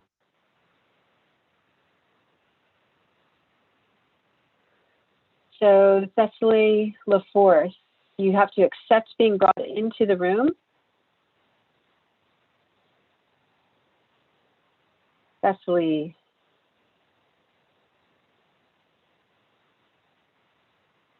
Cecily, you just have to accept being promoted. There you go. Just unmute yourself and turn on your camera if you choose. Okay. Please state your name for the record. You have 3 minutes. Thank you. My name is Cecily LaForce, and I oppose this, but I'm all reading on behalf of, excuse me 1 second, Ursa Weatherspoon, who also opposes this. Dear Ms. Carroll, my name is Ursa Weatherspoon, and I'm a longtime, decades resident of Crown Heights. This correspondence serves as my opposition to the proposed Hope Street development project for 959 Sterling Place in Brooklyn's Crown Heights North, site of the Hebron School, also referred to as the Crown Jewel. Crown Heights North received its landmark designation in 2011. This proposed project invades the precious and sacred footprint of not only this site and surrounding blocks, but in the very landmark community for which it sits.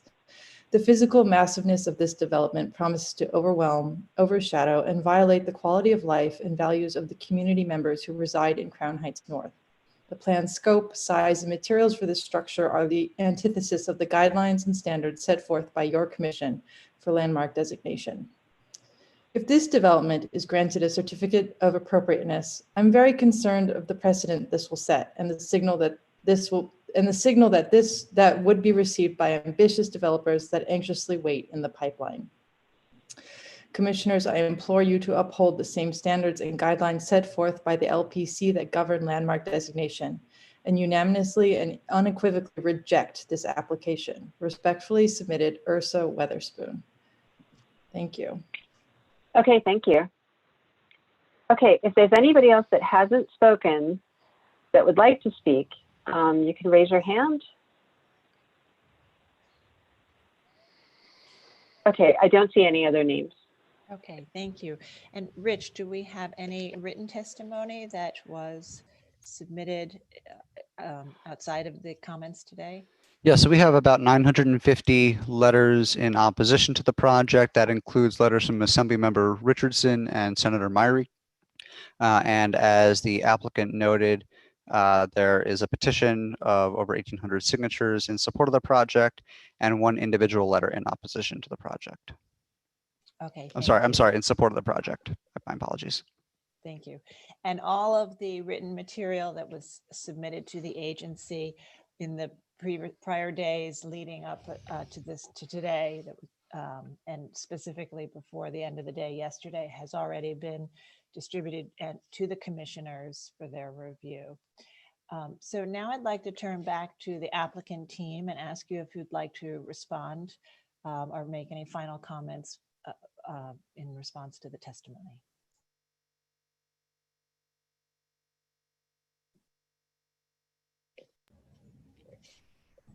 Jay? Now, Chair Carroll. Yeah. Jay, are you starting, Jay? Who's starting for the applicant team?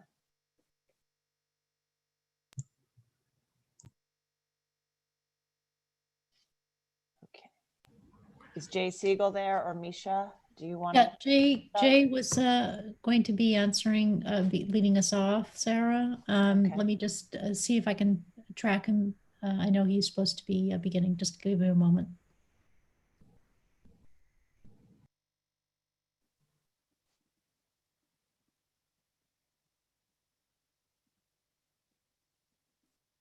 Can you unmute me?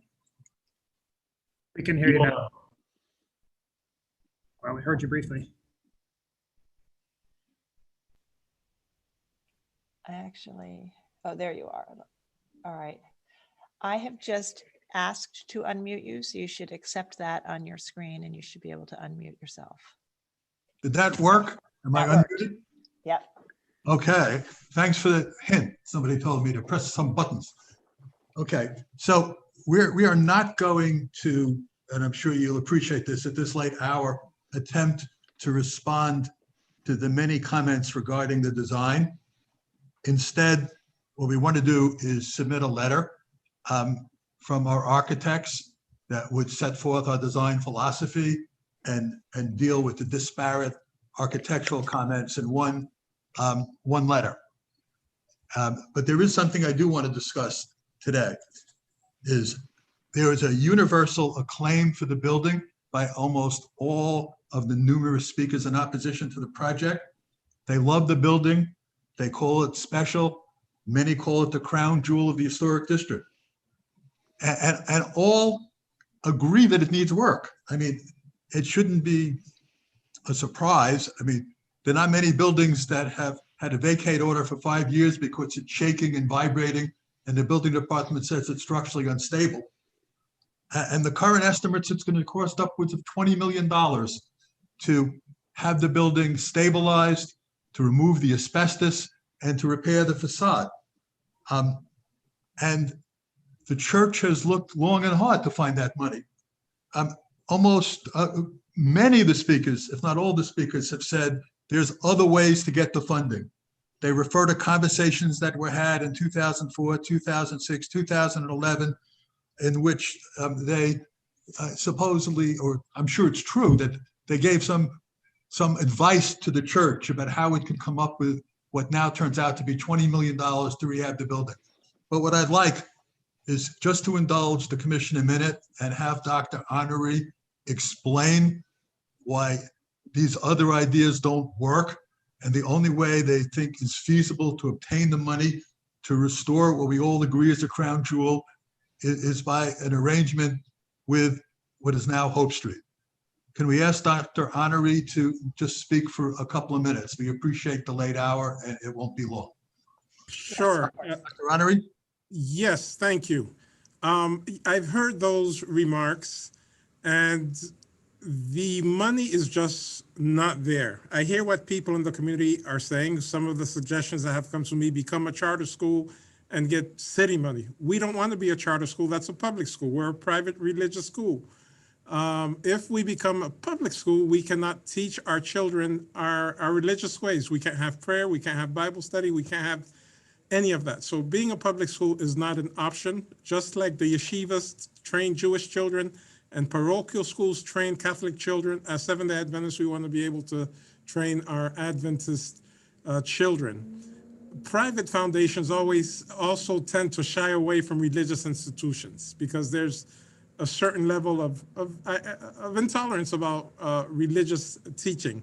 And so the funds are just not there, and certainly not 20 million that would be needed for this kind of project. It's a major undertaking, and we want to do it. We want to do it right, using the qualified people, using the architects, making it the pride of the community again, but the funding is not there elsewhere. If you allow me, I would like to take 30 seconds and also rebut an inference that was made that the vote was somehow unfair or that the congregation did not know. I repeat, this congregation, this presentation was done in 3 languages: French, Creole, Haitian, English, and you heard Elder Toussaint. And when the vote was taken, and those who were opposed, it's not unanimous. In every election, you have pro and con, but there were definitely a lot more pro than con. And when they saw that the vote was being lost, they challenged the legitimacy. They said the counting was off. And so I retook the vote a second time. Our bylaws don't allow us to sell any property without the consent of the local congregation. And based on the vote that the congregation took, the Northeastern Conference Corporation Board then also voted to move forward. This is I respect people's right to disagree with the project, but please don't create stories about underhandedness and undemocratic ways. This was a democratic vote by a congregation, the majority voting in favor, as you heard the former First Elder and current school board chair express, and the majority voted to go forward, and that's why we've gone forward. So thank you very much. Okay. Are those the final comments? Okay. And So commissioners, do we have any questions before we close the hearing today? Okay, I don't see any hands raised. I want to thank everyone who participated today in this hearing, and your, your presence and your passion are really a testament to this community, and how historic fabric and historic preservation are really very linked with community. And so I do appreciate that. We have received, as I said at the beginning, a lot of written testimony, some of it very detailed. It's been shared with the commissioners, and we've heard a lot today, both from the applicant as well as from the community. And so we are going to close the hearing today. We won't take an action. We will take time to consider everything that we've heard today and everything that has been submitted to us. And I think some commissioners may want to visit the site, and we will come back to a public meeting for the continuation of today, which would be the discussion part of our hearing. It's actually the public meeting portion of our hearing day, which is the discussion. And so we will resume with that public meeting portion of the item in the near future. We'll let everybody know when that's scheduled. And for now, I would like to move toward closing the hearing. So I'm going to start unmuting you, commissioners. And Commissioner Bland, would you make a motion to close the hearing? So moved. And Commissioner Lutfi, would you second that motion? Second. Okay, and now we'll take the vote. All in favor, say aye. Aye. Aye. Any opposed? Okay, the hearing is now closed, and we will regroup on this item in a few weeks. Thank you all, and thank you, commissioners, for a long day and your dedication and commitment as always. Thank you. Thank you. Thank you. Bye-bye.